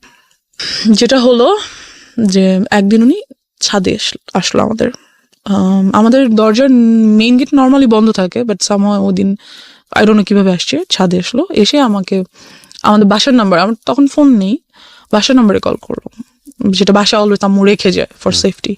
কল দিল, দিয়ে বললো যে আমি ছাদে এসছি, তুমি ছাদে আসো। তো আমি ছাদে গেলাম, যাওয়ার পর he tried to kiss me, and এই ব্যাপারটা আমার কাছে অনেক নাস্টি ছিল, because I don't like it. Because আমি ছোট থেকে ফিজিক্যালি অ্যাটাচড হওয়ার ব্যাপারগুলো আমার কাছে এতটাই ভয়ানক যে আমি এগুলো নিতে পারি না। অ্যাকচুয়ালি ও যখন শুরু করে তখন ও বলছিল যে এবার শুরু হচ্ছে আমার ফল্ট। আমি মনে মনে ভাবছিলাম যে নো, এতক্ষণ ধরে যেই কজটা ছিল সেটার ইফেক্টটা শুরু হচ্ছে। So that is the thing, যে ওর পার্সোনাল লাইফে কত বড় ক্ষতি হয়ে গেছে যে ও ওই পার্টটাকে মনে করছে জীবনের সবচেয়ে বিভীষিকাময় পার্ট। এবং আমরা আজকে এই বিষয়টাকে খুব ওপেনলি এখানে ডিসক্লোজ করছি দুটো কারণে। এক, বাবা মা যারা আছেন, ফ্যামিলিতে যারা অভিভাবক আছেন, তাদের প্রতি আমাদের একটা বিশেষ মেসেজ হচ্ছে যে আপনি যাই করেন না কেন জীবনে, যত পয়সা আর্ন করেন, যত বেশি বিজি থাকেন, হোয়াট ফর, কেন করেন? বিকজ আপনার সন্তানরা তো এসে ওই লিগেসিটা ধরবে, বিকজ আপনার সন্তানদের জন্যই তো সেই সন্তানকেই যদি আমি প্রপারলি বড় করতে না পারি, বা তার যদি একটা কমফোর্ট এনভায়রনমেন্ট আমি এনশিওর করতে না পারি, তাহলে এই পরিশ্রমী পয়সা কিসের জন্য? প্রথম কথা হচ্ছে এটা। সো এটার প্রায়োরিটি অবশ্যই জরুরি, এক। 2 নম্বর হচ্ছে যে যারা আজকে অ্যাডাল্ট না বয়সের দিক থেকে, এবং অনেকেই হয়তো বা শুনবে রেডিওতে, তাদেরকে বলবো স্পিক আউট, বলো। কারণ এটা একটা মেয়ের ঘটনা না বাংলাদেশে, এটা একটা শিশুর ঘটনা না বাংলাদেশে, এরকম অসংখ্য মেয়ে, অসংখ্য শিশু, অসংখ্য নারীর ঘটনা এগুলো। হ্যাঁ, কারণ কেউ স্পিক আউট করে না, আমাদের সোসাইটিতে এগুলোকে ট্যাবু মনে করা হয়। আমি বলতে চাই আজকের অনুষ্ঠান দিয়ে দ্ব্যর্থহীন কণ্ঠে যে তোমরা বলো, তোমাদেরকে স্পিক আউট করতে হবে। কিছুদিন আগে আমি দেখলাম সোশ্যাল মিডিয়াতে মিটু আন্দোলন হলো। মিটু আন্দোলন এটা অন্য একটা জিনিস, আমি যদিও এটাকে আমি মনে করি যে ইয়াস, এভাবে বলতে হবে, ডেসপার্টলি আসতে হবে। এবং সেই জায়গাটা থেকে আমি মনে করি যে পুরো দুনিয়াকে না জানালেও অন্তত ফ্যামিলিকে জানাও, ফ্যামিলি মেম্বারদেরকে খুব ডেসপারেটলি বলো। ও তো বলেছে, কিছু কিছু ক্ষেত্রে বলেছে, তারপরেও ওকে এতটা হ্যাসল ফেস করতে হয়েছে। কিন্তু আমি জানি এরকম অসংখ্য শিশু আছে, অসংখ্য কিশোর কিশোরী আছে যারা কখনো স্পিক আউট করে না। সারাটা জীবন ধরে তাদের মধ্যে এটা ট্রমা হয়ে যায় এবং তারা সারাটা জীবন ধরে এটা বয়ে বেড়ায়। তো সেই জায়গাটা থেকে আমি রিকোয়েস্ট করবো সবাইকে, প্লিজ স্পিক আউট। ওকে, হ্যাঁ বলো তারপর। তো যেটা হলো যে আমার ওটা ভালো লাগলো না ব্যাপারটা, ওর বিহেভিয়ারটা। সো আমি টোটালি বললাম যে I am not liking your behaviour, so I am not going to be in a relationship with you anymore. So I broke up with him. Okay, just because of this reason. Yeah, because I don't like it. আমার কাছে relationship মানে কি, সম্পর্ক তো সবার সাথেই হয়। বাবা মা আমার একটা সম্পর্ক, বন্ধু বান্ধব আমার একটা সম্পর্ক, এটাও তেমন একটা সম্পর্ক। So I just don't like it. After that, যেটা হলো ব্রেকআপ তো হইলো, বাট ও তো এলাকার বড় ভাই, so it's not good for me. ব্রেকআপটা হয়তো আমার জন্য ভালো না। যেটা করলো, অলওয়েজ আমাকে ডিস্টার্ব করতেছে, রাস্তায় বের হতে পারছি না, বাজে কমেন্টস হচ্ছে, কি বলবো, এই আমার গায়ে ইট ছুটে মারতেছে, ওদিক থেকে রং দিচ্ছে গায়ের মধ্যে, বেরোতেই পারতেছি না রাস্তায়, কুকুর ছেড়ে দিচ্ছে পিছনে। What are all this just because I broke up with you? Why? আমাকে তোমার যেমন প্রপোজ করার রাইট আছে, আমারও তোমার প্রপোজাল রিফিউজ করার রাইট আছে, এটা তুমি করতে পারো না। এরকম কিছুদিন যাওয়ার পর যেটা হয়, আমার যে বেস্ট ফ্রেন্ড, ও যেটা করে, আমাদের কিছু বাচ্চা কাচ্চা নিয়ে এলাকার কিছু সিনিয়র পার্সনদের কাছে যায় অ্যান্ড এই ব্যাপারগুলো বলে, রিকোয়েস্ট করে যে এই গ্রুপটা খুব মেয়েদেরকে খুবই, অথচ মেয়েদেরকে কিছু না, আমি একা এগুলো ফেস করছি, খুব বলে যে ওরা এরকম করছে, প্লিজ আপনারা ওদের বিরুদ্ধে কিছু একটা করেন। যাই হোক, তো সামহাও ওই ছেলেটা মেবি এরিয়া চেঞ্জ করে অন্য কোথাও বাসা নিয়ে নেয়। এবার যেটা হয়, আমাকে একটা ছেলে প্রপোজ তো না ঠিক, ব্ল্যাকমেইল করে for to be in a relationship with him. Like ওর বাবাও একজন অ্যাডভোকেট অ্যান্ড ওর আম্মু হাউস ওয়াইফ, ওর বড় দুটো বোন আছে, দুজনেই এডুকেটেড। বলতে গেলে ওর ফ্যামিলিটা খুব ভালো, বাট ও জানি না কেন এমন হয়েছে, সম্পূর্ণ বিপরীত এবং বিকৃত মস্তিষ্কের একজন মানুষ আমার মনে হয়। বিকজ ও যেটা করতো, আমাকে প্রপোজ করে কয়েকবার, আমি বারবার রিফিউজ করে দিই, because he looked so ugly first, second his behaviour was so nasty, so I didn't like him at all. সব থেকে বড় কথা হচ্ছে, অলওয়েজ এলাকায় আমি যখনই বেরোতাম দেখতাম সিগারেট খাচ্ছে, এটা আমার অনেক অপছন্দ ছিল ওই টাইমটাতে। So I refused his proposal. একদিন যেটা হলো, রিক্সা দিয়ে যাচ্ছি, চলন্ত রিক্সা লাফ দিয়ে উঠে পড়লো, you have to accept my proposal anyhow. মানা করে দিলাম। ফোন করেছে, কোথায় তুমি? আমি কোচিং এ। বেরো, আমি রাস্তায় দাঁড়িয়ে আছি। বেরোয় দেখি মেইন রোডের রাস্তার মাঝখানে দাঁড়িয়ে আছে, আমি মরে যাবো তুমি যদি আমার প্রপোজাল অ্যাকসেপ্ট না করো। I was like, let him die. I was like whatever. Then যেটা করলো, ওর আব্বুকে দিয়ে আমাকে ফোন করালো। মানে চিনতে ভুল করেছে, মানে থাকে না, ওর কমন সেন্স মনে হচ্ছে একটা মেয়ে আমার একটা দয়া মায়া হবে, and I think she will fall in love with me, that's why ও মাঝখানে দাঁড়িয়ে আছে। বাট সব গাল তো একরকম না, খুশি হয়ে যাবে অনেকে। আই থিঙ্ক আপনি খুশি হয়ে গিয়েছেন, ঠিক আছে, আপদ বিদায় হবে যদি আজকে কিছু একটা হয়েই যায়। Kind of like that, yes, because ও অলওয়েজ পিছন, আমি যেখানে যাচ্ছি সেখানে। ওয়াই? এনিওয়েজ, তোর আব্বুকে দিয়ে আমাকে ফোন করালো। তোর আব্বু ভাবলো যে যাক, একটা ভালো মেয়ের সাথে যদি ফ্রেন্ডশিপ হয়, মেবি ও আস্তে আস্তে চেঞ্জ হয়ে যাবে। তো ওর আব্বু ফোন দিল আমাকে, দিয়ে বললো যে আম্মু, আমার ছেলেটা তো তোমার সাথে ফ্রেন্ডশিপ করতে চাচ্ছে। বলছে আমি ফ্রেন্ডশিপ করতে চাই, আব্বু তো আর বলতে পারে না যে আমি রিলেশনে যাব। তো বাবা কেন ফোন দিয়ে সেটা ইন্সপায়ার করবে? আই ডোন্ট নো, ওর আব্বু আমাকে ফোন করলো। এনিহাউ, আই থিঙ্ক ও ফোর্স করেছে ফ্যামিলিতে, যে কোনো ভাবে হোক ওটা করেছে যে তোমরা এটা ম্যানেজ করো, আদারওয়াইজ আমি একটা কোনো কিছু করবো। হ্যাঁ, তো ওর আব্বু আমাকে ফোন দিয়ে বললো যে আম্মু তো তোমার সাথে ফ্রেন্ডশিপ করতে চাচ্ছে, তো তুমি ওর সাথে ফ্রেন্ডশিপ করো, দেখো না আমার ছেলেটা অনেক ভালো, ও অনেক লক্ষ্মী ছেলে, হ্যান ত্যান। তা আমি কি বলবো আঙ্কেলকে? আমি বললাম, আঙ্কেল, আমার আম্মুর সাথে কথা বলতে নিষেধ করেছে। তখন আমি কিসে পড়ি? ক্লাস 8-এ পড়ি, 7-এ পড়ি, 7-এর শেষের দিকে। তো সামহাউ আমি ওর সাথে ফ্রেন্ডশিপ করলাম। আমি বললাম, no, I can't go with a relationship, but I can be your friend. সে ওখানে ওর যেটা মেইনিয়া ছিল, যে খুব সুন্দর গিটার বাজাতে পারতো, গান করতে পারতো। তো ছেলেটা বেশ ভালো বন্ধু হয়ে ওঠে আমার। মানে you was serious about him? No, আমার ফ্রেন্ড হিসেবে দেখা করে, Okay. That's it. যে আমার বন্ধু, কারণ আমি মেইনলি আমার আব্বুকে সবকিছু বলেই করার চেষ্টা করি, ভেরি গুড, যতটুকু সম্ভব, যতটুকু পসিবল, বিকজ আমার আব্বু তো অলওয়েজ বিজি থাকে। যাই হোক, তো একদিন অফিস থেকে আসার সময় আমাকে ফোন করে যে তুমি কোথায়? তো আমি তো কোচিং এ ছিলাম সন্ধ্যায়, সেখান থেকে গান বাজনা করতে যাবো এমন কিছু, বা আড্ডা দিতে যাবো। তো আমি আম্মুকে বলি, আম্মু আমি অমুক জায়গায় আছি, তুমি আসো। আম্মু আসার পর আমি সবার সাথে মিট করাই, নট ওর সাথে দেখা করাতে হবে, সবার সাথে দেখা করাবো, বন্ধু বান্ধব সবার সাথে।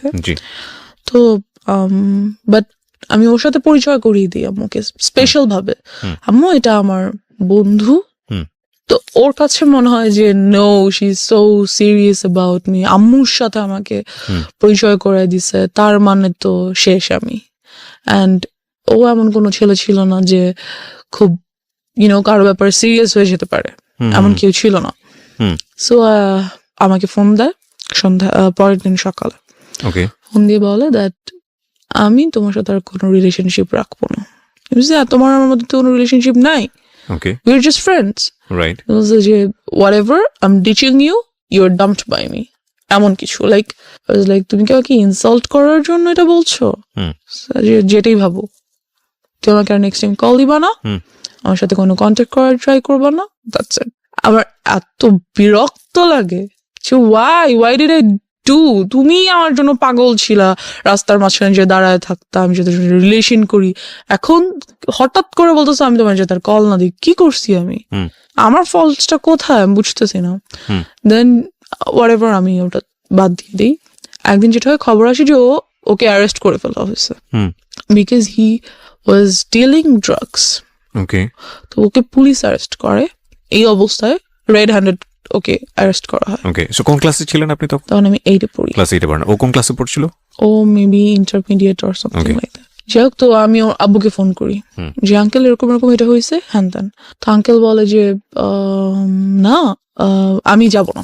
যাই হোক গিয়ে আঙ্কেল, আপনি আমাকে ফোন করে আপনার ছেলের সাথে ফ্রেন্ডশিপ করতে বলছেন, ও এত ভালো ছিল, তা আজকে ওকে পুলিশ কেন নিল? নিচ্ছে যখন আমি আপনাকে জানাচ্ছি, আপনি যেতে চাচ্ছেন না, এখন আমাকে কি করতে বলেন? আমি কি করবো? তোমার কিছু করতে, বাট ওর বন্ধুরা আমাকে বারবার ফোন করছে যাতে আমি 10,000 টাকা নিয়ে যাই। বুঝতে হবে আমি ক্লাস 8-এ পড়ি, আমার কাছে 10,000 টাকা কোত্থেকে আসবে? Right, it's not possible for me. তো ওই মুহূর্তে আমি যেটা করি, আমার কানে 2টো দুল ছিল গোল্ডের, আমি এগুলো সেল করে 9,000 something. Why you sell? Cause আপনি তো তখন অলরেডি ওর সাথে ব্রেকআপ তো বলে না, মানে একটা আমি দূরত্ব কথা তৈরি বলবো না বা সামথিং ঝগড়া, আই ডোন্ট নো, আমার কাছে কেন যেন মনে হচ্ছিল যে আমার ওকে ওখান থেকে নিয়ে আসা উচিত। ওকে, আমার মনে হচ্ছিল যে মেবি এটা আমার করা উচিত কোনো কারণে, এটা আমি ফিল করছিলাম। ওকে, যাই হোক, তো আমি সেল করি এটা, বাকি ওই টাকাটাই আমি ওর বন্ধুদেরকে দিয়ে দিই। তো ওকে নিয়ে আসে। দেন যেটা হয় যে ওর কাছে অনেকগুলো ড্রাগস প্রোডাক্টস ছিল, লাইক কিছু ট্যাবলেটস ছিল, pink, green, yellow, those are kind of ইয়াবা, আর কিছু আর বটল ছিল, ইনজেকশন মেডিসিনের যে বটল। পুলিশ পেয়েছে ওর কাছ থেকে? হ্যাঁ। নাকি ও আপনি পরবর্তী? না, ওগুলো ওগুলোর বাসায় ছিল। আচ্ছা। ওকে তো জামিন দিয়ে নিয়ে আসা হয়, বাসায় নিয়ে এসে। আপনি টাকা নিয়ে কোথায় যান? টাকা নিয়ে আমি কোথাও যাই না, ওর বন্ধুরা আমার বাসার সামনে থেকে এসে টাকাগুলো নিয়ে যায়। ওকে, এন্ড ওকে নিয়ে আসে। আচ্ছা, এটা পরবর্তী কাহিনী। মানে আপনি নিশ্চিত ছিলেন না যে আসলে ওদেরকে পুলিশ ধরেছে কিনা? হ্যাঁ, আমি জানতাম, আমি প্রত্যক্ষ দেখিনি। Okay, see this is another thing. মানে এমনও তো হতে পারে যে ওরা আপনার কাছ থেকে টাকা নেওয়ার জন্য সিস্টেম করেছে বলেছে। হ্যাঁ, হতে পারে, জানি না কেন যেন আমার মনে হচ্ছিল যে আমার ওকে হেল্প করা উচিত, দ্যাটস হোয়াই আমি কাজটা করেছি। How did you sell your কানের দুল? কিভাবে সেল করলেন? আমার যে বেস্ট ফ্রেন্ডটা ছিল বললাম, ওকে বলেছি যে এটা আমাকে সামহাউ, এটা আমার আজকে রাতের মধ্যে আমাকে সেল করে দিতেই হবে। ও আপনাকে সেল করে দিয়ে দিয়েছে? আমাকে সেল করে দিল। আমি জানি না কিভাবে কার কাছে সেল করছে। মানে কখনো জিজ্ঞেস করেনি যে তুমি এটা কিছু জন্য সেল করছো? হ্যাঁ, জিজ্ঞেস করেছে। আমি বলছি যে don't ask anything, just I need to sell it, দাও। তো যেটা হয়, ওই ড্রাগস প্রোডাক্টস গুলো ওর বাসায় যেগুলো ছিল সেগুলো ওর একটা বন্ধু আমাকে এনে দেয়, যে ব্যাগ দেয় আর কি। পরে আমি খুলে দেখি এগুলো আছে। কিসের জন্য আপনাকে দেয়? আমার কাছে রাখার জন্য দেয়, এবং বলে যে প্লিজ এগুলো তোমার কাছে কয়েকদিন রাখো, এই ব্যাগটা আমরা কিছুদিন পরে এসে নিয়ে যাবো। ও তখন কোথায়? ও তখন যেদিন আমি যখন টাকা দিচ্ছি তখন ওটা আমাকে দেয়। আচ্ছা, ব্যাগটা আমাকে দেয় রাখার জন্য, যে যদি পুলিশ ওদের বাসায় সার্চ করে তাহলে এগুলো পাবে, আর যদি ওদের বাসায় পায় তাহলে ওর বাবা মাকেও অ্যারেস্ট করা হবে। ওকে, ওর কাছে অল্প কিছু জিনিস পাওয়া গেছে, জন্য ওকে জামিন করা সম্ভব। আর যদি এগুলো পায় তাহলে অনেক প্রবলেম হবে, সেটা হয় আমাকে দিয়ে যায়। তো ওরাতে ওখান থেকে আমি কিছু জিনিস আমি রেখে দিই। কি মেন্টালিটিতে এটা করেছি, কেন ভালো লাগলো, আই ডোন্ট নো কেন রাখলাম। যেগুলো ড্রাগ না, আমি জানতাম না ওগুলো কি, বাট আমি রেখেছি। কেন রেখেছি আই ডোন্ট নো। আমার কাছে মনে হলো যে আমার রাখা দরকার, বা আমি রাখি। ইট ওয়াজ ইন আ ফ্লো, আমি রাখলাম জিনিসগুলো কোনো কারণে। তো রেখে দিলাম। রাখার পর ওরা কিছুদিন পর এসে ব্যাগটা নিয়ে গেল, কথাবার্তা বলি না। যাই হোক, তো এবার ড্রাগস কিভাবে নিলাম সেটা তো চলে আসি। ওগুলো আমার কাছে ছিল বেশ অনেকদিন, আমি এগুলো রেখে দিয়েছিলাম, কিন্তু খুলিনি, ধরিনি, কিছুই না। যেটা হয় যে একদিন রাতে আম্মু আমাকে খুব বকা দিচ্ছিল, তখন আম্মু আমাকে একটা ছোট সেলফোন কিনে দেয়, ছোট্ট একটা, যাতে কোচিং এ গেলে বা কোথাও গেলে কথা বলা যায়। তো ওটা আমি টিপাটিপি করছিলাম, মেসেজেস দেখছিলাম, তো আম্মু এসে দেখে আমি বইয়ের সামনে রেখে ফোন ইউজ করছি। তো আম্মু খুব বকা দেয় আমাকে, প্রচন্ড বকা দেয়, এন্ড আমার পাস্ট নিয়ে অনেক কথা বলে, লাইক কখনোই তোমাকে নিয়ে আমি কোনো শান্তি পাই নাই, তুমি সবসময় আমাকে প্রবলেমস ক্রিয়েট করছো আমাদের লাইফে, তুমি এটা করছো সেটা করছো, হ্যান ত্যান, খুবই বকাবকি করে। তো এক পর্যায়ে আমি আমার উপর খুব চিল্লাই, ইট ওয়াজ মাই ফল্ট অর সামথিং, আমি করেছি ইচ্ছা করে, সামথিং লাইক দ্যাট। তো আম্মু যেটা করে, আমার ফোনটা নিয়ে ভেঙে ফেলে অ্যান্ড আমাকে রুম বাইরে থেকে লাগিয়ে চলে যায়। খুব বিরক্ত লাগে ব্যাপারটা, আমার খুব মেজাজ খারাপ লাগে যে আমি কেন আমার সাথে এই কাজটা করলো উইদাউট এনি রিজন। হঠাৎ করে এসে ফোনটা নিয়ে ভেঙে আমার সাথে রাগারাগি, চিল্লাচিল্লি। আমি তো কিছু করিনি। কোন ক্লাসে তখন? আমি তখন ক্লাস 8-এ। আমার তখন টেস্ট পরীক্ষা সামনে, 8-এর টেস্ট পরীক্ষা চলছে, পরের দিন আমার ইসলাম শিক্ষা পরীক্ষা, এরকম কিছু। যাই হোক, তো আমি পড়ছিলাম, but phone that's why maybe আমার রাগ করছে যে পড়ার টাইমে ওয়াই আর ইউ, ঠিক আছে সেটা তুমি বকা দিতে পারো যে ফোন কেন নিয়ে রেখেছো, বাট শি ওয়াজ লাইক তুই এটা করছিস ওটা করছিস। তো আম্মু আমাকে রেখে চলে গেল, রাতে খাবার দিল, খেলাম না, ঘুমাতে যাব। আম্মু ওদিন আমার সাথে আমার রুমে ঘুমাবে, সে ঘুমাচ্ছে। তো আমার ব্যাপারগুলো এত খারাপ লাগছিল যে আসলেই মেবি আমি আমার আব্বুর লাইফে অনেক বড় একটা প্রবলেম। আমার জন্য হয়তো বা আসলেই তারা অনেক সাফার করছে, যেহেতু আমার জন্য পুলিশের কাছে যেতে হয়েছে, এলাকায় প্রবলেম হয়েছে, a lot of things they had to suffer for me. So I was like, আমার মেবি বাসা থেকে চলে যাওয়া উচিত, হয়তো আমি না থাকলে আব্বু আম্মুর কোনো প্রবলেম হবে না। তো তারা, কি বলবো, তাদের সব প্রবলেম সলভ হয়ে যাবে, আমি হয়তো তাদের প্রবলেম। আমি যেটা করলাম, রাত্রে প্রায় 1:30টার দিকে ঘুম থেকে উঠে বাসা থেকে বের হয়ে গেলাম। And you don't know আপনি কোথায় যাচ্ছেন? No, I don't know. আমার জাস্ট মনে হচ্ছিল আমি হয় মারা যাবো, আদারওয়াইজ এই বাসায় থাকবো না। ওকে। বিকজ আমি হচ্ছি এই বাসার প্রবলেম, আমি নাই তো বাসাটা শান্তি থাকবে, বিকজ আম্মুর কথা আমার এমনই মনে হচ্ছিল। তো আমি বের হয়ে গেলাম, বের হয়ে রাস্তা একটু সামনে যেয়ে বসে রইলাম, একটা বাসার সামনে বসে রইলাম। তো তখন মনে হচ্ছিল যে না, বাসায় চলে যাই, বাসায় চলে যাই। আম্মা ঘুম থেকে উঠার আগে বা এটা জানতে পারার আগে যে আমি বাসায় নেই, আমি বাসায় চলে যাই। আর ভাবলাম না, যাবো না, like I was confused, and এর মধ্যে অনেক রাত হয়ে গেছে। তো যেটা হলো, আব্বু ঘুম থেকে উঠে গেল এবং দেখলো আমি নেই। এলাকায় কিছু লোককে ফোন দিল, এক পর্যায়ে অনেক টাইম হয়ে গেল আর কি, প্রায় ভোর হয়ে এসছে। তখন আব্বু পুলিশকে ফোন করলো, আব্বু পরিচিত ছিল থানার পুলিশদের সাথে, তো ফোন করলো যে দেখেন কোথাও আছে কিনা। তো টহলদার যে পুলিশরা ছিল আমাকে পেলো এন্ড বাসায় নিয়ে আসলো। অ্যান্ড আব্বু আমাকে কিছুই বললো না, কোনো বকাঝকা করলো না, কিছু করলো না, বিকজ আব্বু নিউ দ্যাট আম্মু আমাকে এমন কিছু একটা বলছে যার জন্য আমি কাজটা করছি। তো আব্বু আমাকে জাস্ট বললো যে নেক্সট টাইম যদি কখনো তুমি বাইরে যেতে চাও, রাতে ঘুরতে যেতে ইচ্ছে করে, তাহলে বাবাকে বলবা, আমি তোমাকে নিয়ে যাবো। So I was like wow great.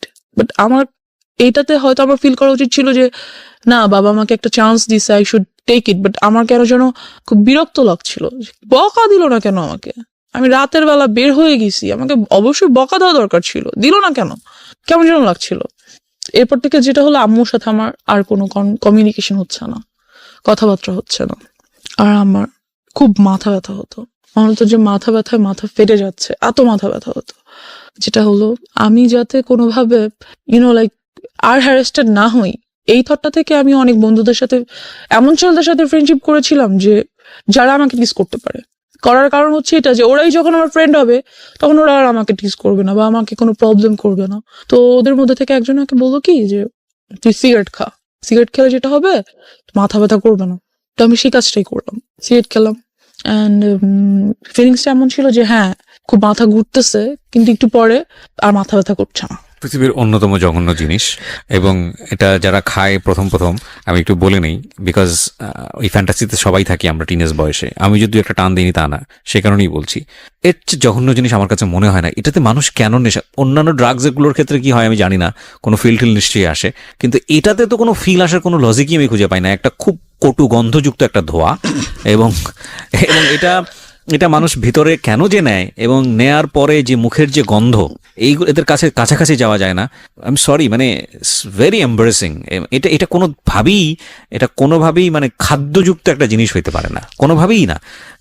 অখাদ্য এটা, এবং এত বেশি অখাদ্য এটার ভিতরে মানুষ হুদাই অকারণে ব্রেন থেকে একটা ট্রমা মানে এই পার্টিকুলার জিনিসের প্রতি মানুষ তৈরি করে, যে না এটা খাইলে এরকম একটা ফিল হয়, এটা খাইলে সিগারেট ছাড়া একটা কবিতা আসতেছে না, সিগারেট ছাড়া এটা হচ্ছে না, সিগারেট ছাড়া বাথরুম হচ্ছে না। ফালতু থিং, নাম্বার ওয়ান ফালতু থিং, এত দুর্গন্ধযুক্ত জিনিস। জি বলেন। এনিওয়েজ, তো যেটা হয় সিগারেট খাওয়া শুরু করে দিই আস্তে আস্তে। আর ওই পিরিয়ডটাতে আমার আর রাতে ঘুম আসে না।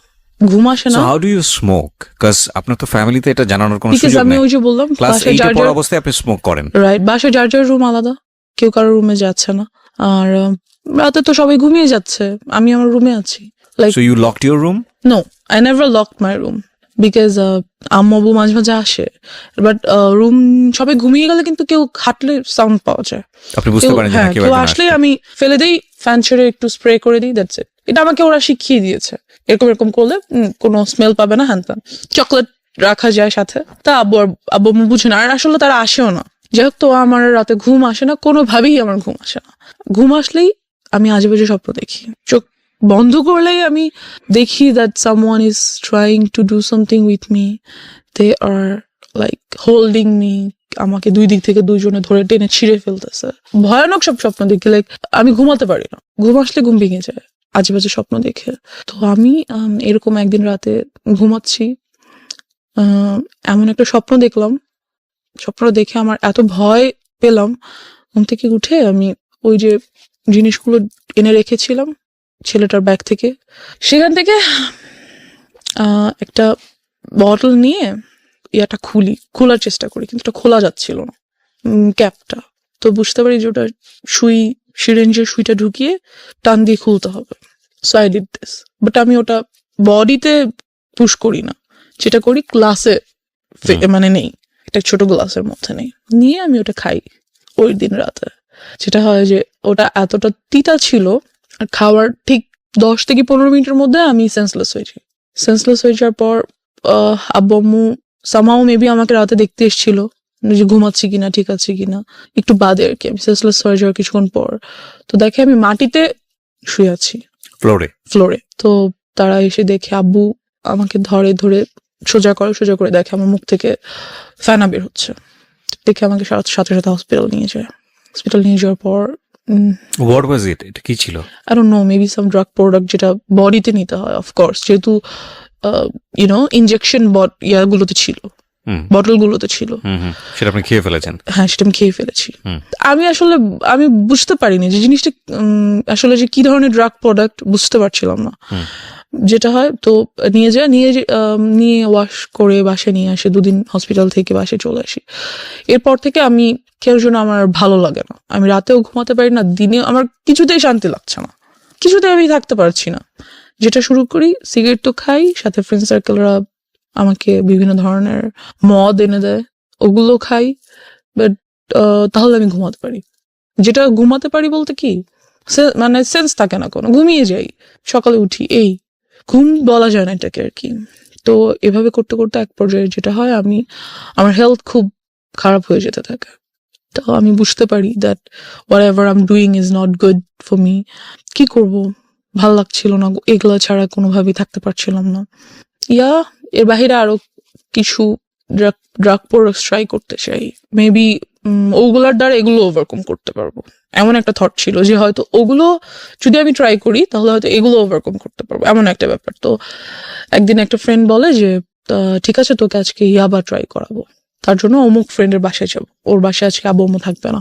ওকে, দেন ওরা অনেকগুলো ছেলে সবাই, আর আমি আর একটা মেয়ে আমার সাথে, আর একটা ফ্রেন্ডের ওয়াইফ, ওরা বিয়ে করে ফেলেছে, এরকম কিছু। তো আসলো, ওরা সবাই ইয়াবা ট্রাই করছে। তো যখন আমার টার্ন আসলো আর কি, আমার কাছে খুব ভয় লাগছিল যে আমি কি আসলে এটা করবো। বিকজ এটা নেওয়ার সাথে সাথে আমি দেখতেছিলাম সবাই শুয়ে পড়তেছে, যেই এটা ট্রাই করতেছে শুয়ে পড়তেছে, লাইক সেন্সলেস হয়ে যাচ্ছে আর সামথিং, নেশাগ্রস্ত হয়ে যাচ্ছে। তো আমার খুব ভয় লাগছিল যে আমি কি আসলে এটা করবো। তো ভাবলাম যে করবো না, খুব ভয় পাচ্ছিলাম। ওখান থেকে চলে আসি সামহাও। তো ওরা আমাকে যেতে খুব মানা করে।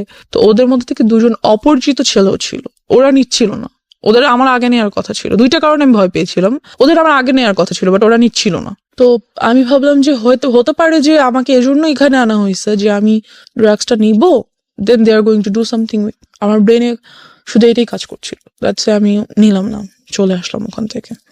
ড্রাগ অ্যাডিকশনের মধ্যে তাহলে কিছুই পড়ে না, শুধু পরে আমি খুব সিগারেট খেতাম অ্যান্ড এলাকায় সবাই এটা জানতো, আব্বুকে খুব বিচার দিত।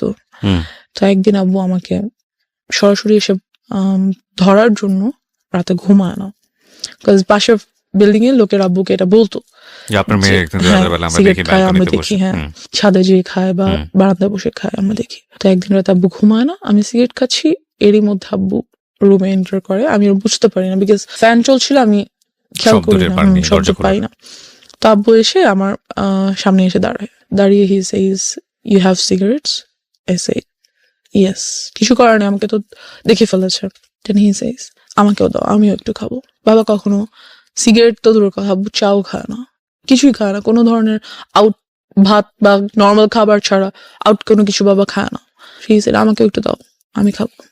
কেন খাও, কি ভালো লাগে? বকা দেয় না আমাকে কোনো। তো আব্বু ওদিন সারা রাত আমার সাথে অনেক গল্প করে, তার লাইফ সম্পর্কে অনেক কিছু বুঝায়। দেন যেটা হয় যে আমি বুঝতে পারি, বাট সিগারেট ছেড়ে দেওয়াটা তো ইজি না, and I couldn't do that. তো আমার যে বেস্ট ফ্রেন্ডের কথা বলছিলাম, সবই জানতো মোটামুটি। এক পর্যায়ে আমাকে প্রপোজ করে that yes, I like you so much and I think you must be my. ও জানতো যে আপনার এই Yeah. আদ্যপান্ত সব জানতো? হ্যাঁ, ও সবকিছু জানতো, ও ছোট থেকে আমার সাথে ছিল। অ্যান্ড আপনার এই ধরনের অ্যাক্টিভিটিসে আপনার পড়াশোনায় কোনো ক্ষতি হতো না? হ্যাঁ, অফকোর্স আমার রেজাল্ট অলওয়েজ খারাপ হতো, পড়াশোনায় মনোযোগ ছিল না, এরকম চিন্তা কিছু। করে দেখেন, একটা root cause basically sexual harassment, and ওই জায়গাটা থেকে একটা মেয়ের জীবনটাকে কিভাবে অন্যদিকে নিয়ে যাচ্ছে। ওকে, তো ওর প্রপোজালটা আমি অ্যাকসেপ্ট করে ফেলি। ও আমার ক্লাসমেট, বাট ও জানি না ও ইচ্ছা করে কিনা বা আল্লাহ প্রদত্ত হতে পারে, ওর সাথে থাকার কারণে দেখা গেছে আমি অনেক কিছু স্কিপ করতাম। লাইক হ্যাঁ আচ্ছা কোচিংয়ে যাও, প্লিজ যাও পড়ো, ওকে আমার নোটটা নাও, লাইক পড়াশোনার ব্যাপারেও আমাকে খুব হেল্প করতো। অ্যান্ড যেটা হতো যে যেই জিনিসটাতে আমি ভয় পেতাম, like if somebody touches me, আমি এটা কখনো নিতে পারতাম না যে কেউ আমাকে টাচ করতেছে। আমার কাছে এসে কোনো ছেলে বসলো আমার বিরক্ত লাগতো, ভালো লাগতো না। আমার আমি হ্যালুসিনেট করতাম that he is coming towards me, trying to touch me, something like that. আমি মেন্টালি লাইক কি বলবো, উইক হয়ে যাচ্ছিলাম। বাট এই কাজটাও কখনো করতো না, যেটা আমাকে ওর কাছে খুব কমফোর্ট ফিল করতাম। Okay, okay. Because he never use to do this, যেটা আমার ছেলেদের প্রতি অলওয়েজ থিঙ্কিং ছিল, এই কাজটাও করতো না কখনো আমার Okay. সাথে। So he was like very friendly with me, helpful, lovable, something like that. তো নোট করে দিত, আমার সব নোটও করে দিত, হোমওয়ার্ক করে দিত, লাইক ও আমাকে ইন্সপায়ার করতো সবকিছুতে, আমাকে বুঝায় বলতো। I use to cry with him that I had all this in my life. সাধারণত বেসিক্যালি দেখা যায় কি যে কোনো ছেলে যদি রিলেশনশিপে যেতে চায়, তারা কখনোই এমন একটা মেয়ের সাথে রিলেশনশিপ করবে না যার লাইফে এই ধরনের হিস্ট্রি ছিল। I guess no. অ্যান্ড কোর্সটা তো গুড, অ্যাটলিস্ট ওরা একবার হলেও বলবে যে তুই এগুলো করে আসছিস। যখন একদম টেম্পার লুজ করে তখন এগুলো হ্যাঁ, রেকর্ড নেয়। আর ওকে অ্যাবিউজ করবে, আর ওকে ইউনো কি বলবো, একটু আন্ডার এস্টিমেট করবে। বাট যেটা ওর ক্ষেত্রে হতো, ও কখনোই এই কাজগুলো আমার সাথে করতো না। আর অলওয়েজ আমাকে খুব ইন্সপায়ার করতো that it's okay, you are going to overcome all this, it's fine. How your family treated you? Because you know, বাবা জেনে গেল যে তুমি সিগারেট করছো, আমি তোমাকে তুমি করেই বলি, বিকজ তুমি আমার অনেক ছোট হবা, এতক্ষণ পরে তুমি চলে এসছো। It's so okay. তুমি সিগারেট নিচ্ছ এবং তোমার বাবা তোমার সাথে বিষয়গুলো শেয়ার করছে, তারও পার্সোনাল লাইফ শেয়ার করছে, তার মানে খুব ইন্টেলিজেন্টলি সেই জিনিসটাকে ডিল করছিল। হ্যাঁ, right. এবং সে খুব ভালোভাবে বুঝতে পারছিল যে আমার মেয়েকে যদি আমি এখন খুব অতিরিক্ত শাসনের জায়গায় নিয়ে যাই, সে আরো বেশি খারাপ হয়ে যেতে পারে। Right. সো খুব ইন্টেলিজেন্টলি সে ডিল করছিল। বাট এটা নিয়ে কি তোমার বাবা মার মধ্যে কোনো ধরনের কোনো ঝামেলা দেখতা? Of course, তারা কি বলবো, তোমাকে নিয়ে ঝগড়া করা বা না কোনো তাহলে? না, আমার আব্বু আম্মু খুব কাম, আগেই তো বলেছি। তারা ঝগড়া করতো না, বাট টেন্সড থাকতো অফকোর্স। মাঝে মাঝে যদি আমি যেহেতু রাতে ঘুমাতে পারি না, স্টিল পারি না, আমি যদি উঠে তাদের রুমের কাছাকাছি যাই। তুমি রাতে ঘুমানো বলে আমার অনুষ্ঠানগুলো শুনেছো, that's why you are here. এটা আমি একটু জাস্ট খালি বলে দিলাম। ও কোনো অ্যান্ড্রয়েড ইউজ করে না এবং এটার পিছনে একটা রিজন আছে। রিজনটা কি বলো তো? রিজন হচ্ছে যেহেতু লাইফে অলরেডি এত কিছু হয়ে গেছে, অ্যান্ড্রয়েড ইউজ করা মানে বাবা মা চিন্তা করে অ্যান্ড্রয়েড ইউজ করলে অনেক কিছু, আর অ্যান্ড্রয়েড আরো পাওয়া যায় ডিফিকাল্টিস না। ফেস হতে পারত। হ্যাঁ, পাওয়া যায় না এমন তো কিছু নাই অ্যান্ড্রয়েডে, সবকিছু পাওয়া যায়। So আমি আরো ইনফরমেশন জানবো, হয়তো আরো অনেক কিছুর ব্যাপারে জ্ঞান খুলে যাবে, সেগুলো ট্রাই করতে আরো বেশি ডিরেইলড হয়ে যেতে পারো তুমি, Yeah, একজন তুমি ড্রাগের কাছে চলে গিয়েছো। রাইট। সো দ্যাটস ওয়াই ওনারা বলেছে যে তুমি এটা থেকে দূরে থাকো, এবং আলটিমেটলি তুমি এটা এগ্রিও করেছো। অফকোর্স। So, তুমি তো আসলে অবাধ্য না, যেটা মনে হয়েছে। এবং তারপরেও এই বিষয়গুলো যখন ফ্যামিলি জেনে গেল, তোমাকে ড্রাগের কাছ থেকে সরানোর জন্য কি করেছে তারা? ড্রাগের কাছ থেকে যেটা আমি বললাম যে ইয়াবাটা মাঝে মাঝে ট্রাই করতাম। ওকে। তো ওটার জন্য আমাকে রিহ্যাবে পাঠানো হয়েছিল। এক পর্যায়ে তারা রিহ্যাবে পাঠালো? হ্যাঁ, যখন বাবা জেনে যায়। কোন ক্লাসে ছিলে তখন তুমি? 9-এ। ক্লাস 9-এ। আচ্ছা, তারপর? বেশি দিন আমি ছিলাম না অবশ্য সেখানে। বেশি দিন কি, আই মিন টু সে ওখানকার ডাক্তারদের সাথে খুব কথাবার্তা হতো, আর যা ট্রিটমেন্ট ছিল বাসাই তা চলতো। বিভিন্ন ধরনের মেডিসিনস অ্যান্ড ট্রিটমেন্টস ওগুলো বাসাই হতো। এই তারপর আস্তে আস্তে সেগুলো থেকে চলে যাই, অ্যান্ড আল্লাহর রহমতে আমি এখন কোনো কিছুই আর নিই না, nothing. I'm totally out of it. এখন তো ফ্যামিলি সবকিছু জানে তোমার সম্পর্কে। হ্যাঁ, তো সবকিছু জানার পরে তারপরে সবকিছু বলতে জানে আর কি। মানে ডেফিনেটলি তুমি যেগুলো এখানে যেগুলো বলেছো সেগুলো থেকে আমার কাছে মনে হয়েছে যে অনেক কিছুই জানে। তো এরপরে তোমার প্রতি তাদের যে আচরণটা, সে আচরণটা কি তোমাকে কমফোর্ট দেয় ফ্যামিলি এনভায়রনমেন্টে? হ্যাঁ, of course comfort. They are a comfort zone for me. Of course they are. Because আমার আব্বু খুব ইন্টেলিজেন্টলি সবকিছু হ্যান্ডেল করে। দে ফিলস যে হ্যাঁ আমার ওকে কন্ট্রোল করা দরকার, আর আমার ওকে ম্যানেজ করা দরকার, মেনটেন করা দরকার, বাট ওকে টর্চার করে না, মেন্টালিও না, ফিজিক্যালিও না, because they knows about it. আসলে ওনারা ওনাদের জায়গা থেকে বেস্ট ট্রাই করেছে আমার মনে হয়। এর থেকে বেশি কি করবে? আর একটা বাবা মা, যখন বাবা মাদের বয়স যদি বলি, আমার আব্বু আম্মুর বয়স, সেই সময়টাতে তো বাচ্চারা ফ্রি ভাবে ঘোরাফেরা করতো, কেউ কিছু বলতো না, সবার মেন্টালিটি অনেক ভালো ছিল, সাফ ছিল। Definitely we are not accusing anybody, but সিচুয়েশনে যখন একটা শিশু বড় হচ্ছে কোন একটা পার্টিকুলার সিচুয়েশনে, ওই সিচুয়েশনে চারপাশে যা থাকবে সেটাকেই সে অ্যাবজর্ব করবে। রাইট। ওই সিচুয়েশনটা যদি তার জন্য প্রতিকূল হয়, সেটাকে সেভ করার দায়িত্ব প্রথমত বাবা মার। সমাজ তো অবশ্যই, পরিবার তো অবশ্যই, তাদের একটা ভূমিকা আছে, এবং সেই জায়গায় অনেক বড় বড় ল্যাক আছে আমাদের, বিশেষ করে নারী শিশুদের ক্ষেত্রে, নারীদের ক্ষেত্রে, এবং অফকোর্স শিশুদের ক্ষেত্রেই আমি বলবো। এবং এই যে ধরনের যৌন নির্যাতন, এই নির্যাতন এটা কিন্তু শুধু বাংলাদেশের সিনারি না, এটা কিন্তু সারা ওয়ার্ল্ডেরই সিনারিও। এবং সেখানে আমরা দেখি যে স্পোক পার্সন, মানে যারা এই বিষয়গুলো নিয়ে কথা বলেন, তারা ইন্ডিটেলি জান না কি হয়। এবং খুব ভালো, আমি তোমাকে মানে স্যালুট করি যে সামহাও কাউকে না কাউকে তো এগিয়ে আসতে হবে, কাউকে না কাউকে তো বলতে হবে। তুমি কি মনে করো যে এগুলো নিয়ে স্পিক আউট বললে এটা কিছুটা হলে কমবে, বা এখানে একটা ইফেক্ট পড়বে, বা যারা এই কাজটা করে তারা সতর্ক হবে? অফকোর্স হবে ইনশাল্লাহ, আর হওয়া উচিত। কাজ আমরা মেয়েরা আজকাল অনেক কিছু করতে চাই। মেয়েরা পাইলট হয়, ডক্টর হয়, ইঞ্জিনিয়ার হয়, অনেক কিছু হয়। হতে হলে কিন্তু অনেক কিছু ফেস করতে হয়। যে যত বড় হবে, যত উপরে উঠবে, তার ততগুলো ধাপ পেরিয়ে যেতে হবে। আর সে প্রত্যেকটা ধাপে ধাপেই কোনো একটা বিপদ হয়তো ওয়েট করছে। সে যদি নাই জানে যে কোনো একটা বিপদ আমার জন্য ওয়েট করছে আমার মতো, তাহলে সেটা সে ওভারকাম করবে কিভাবে? জানতে হবে। কিন্তু আমার জায়গাটা হচ্ছে ওইটাই, যে যারা সুযোগটা নিল, লাইক তোমার স্কুল টিচার, ইভেন গাড়ির ড্রাইভার, ইভেন তোমার বাসার কাজের লোক, ইভেন কাজের মিস্ত্রি, কেউই তো বাদ যায়নি, রাইট? তো তুমি কি মনে করো যে তোমাদের মতো যারা ভিকটিম আছে, যারা এইভাবে বিভিন্নভাবে হচ্ছে ফ্যামিলিতে টর্চার, এখানে একটা ছেলেও হতে পারে, হ্যাঁ যে হতে পারে, তো তাদের আসলে বলা উচিত, অন্তত ফ্যামিলিতে বলা উচিত, বেশি বেশি করে এই বিষয়গুলো অবশ্যই বলা উচিত, তাদের জানানো উচিত, তাদের প্রবলেমস গুলো শেয়ার করা উচিত। এতে করে যারাই কাজটা করছে তারা ভয় পাবে, রাইট? তাদের মনে হবে যে এই কাজটা যেহেতু এগিয়ে আসছে মানুষ সামনে, আমি নেক্সট টাইম করলে আমার শাস্তি হবে, রাইট? তাদের ভয় পাওয়া উচিত, এবং ভয় পাবে তারা বলবে। এবং আমিও বলতে চাই যে এই যে অন্ধ কুসংস্কার একটা সামাজিক মানসিকতা, যে ওনার মেয়ে এটা হয়েছে না জানি ওনার মেয়ে কত খারাপ, বা ওনার ছেলে এটা হয়েছে না জানি ওনার ছেলে কতটা খারাপ, এই না জানি থেকে আমাদেরকে বের হতে হবে। কে কি মনে করলো না করলো, সেই জায়গাটায় যদি কোনো ইনজাস্টিস থাকে, এবং সেই ইনজাস্টিসটাকে আপনি নিজের সম্মানের জায়গাটা থেকে যদি মনে করেন যে ওকে আমি এই ইনজাস্টিসটাকে মেনে নিচ্ছি নিজের সম্মানের জায়গা থেকে, ফাইনালি আপনার সম্মান থাকে না আসলে, এটা কোনো না কোনোভাবে এটা কিন্তু আপনি হ্যারাসমেন্টের শিকার হচ্ছেনই। So you are right now 19, এবং আমি মনে করি যে জীবনে আরো অনেক অনেক অভিজ্ঞতা সামনে আছে, এন্ড ইনশাল্লাহ it will be positive for you. আমি ডেফিনেটলি থ্যাঙ্কস জানাই তোমার বাবা মাকে, তারা তোমাকে অনেক লিবার্টি দিয়ে বড় করছেন, বাট এই জায়গাগুলো আমার মনে হয় না তোমার ক্ষেত্রে তুমি যে পরিমাণ সাফার হয়েছে, তোমার ইয়াঙ্গারের ক্ষেত্রে অতটা সাফার হওনি, কারণ তোমার একটা অভিজ্ঞতা ছিল, তোমার জায়গাটা থেকে তুমি ওকে শেল্টার দিতে পেরেছো। সো সেই জায়গাটা থেকে আমি মনে করি যে ডেফিনেটলি আজকের এই এপিসোডটা অনেকের জন্যই লার্নিং হবে এবং আমি তোমার জন্য উইশ করি যে তোমার একটা বেটার ফিউচার হোক এবং so much. তুমি রাইট নাও 19 এবং তুমি অনেক ভালো পড়াশোনা করো, তোমার লাইফের যে এম আছে সেই জায়গাগুলোতে তুমি খুব ভালো করো। আর দিন শেষে যাই কিছু করি না কেন আমাদের একটা জিনিস মাথায় রাখতে হবে, we live in the society, we live in the family, এবং আমাদের যে প্রবলেমগুলো আছে সেগুলো হয়তো আমাদের কিওর করতে হবে, but we can deny our society, we can deny our family.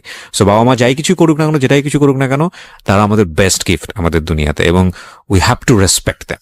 এটা হচ্ছে শেষ কথা। So thank you so much আমার এখানে আসার জন্য। Wish you best of luck. Thank you so much.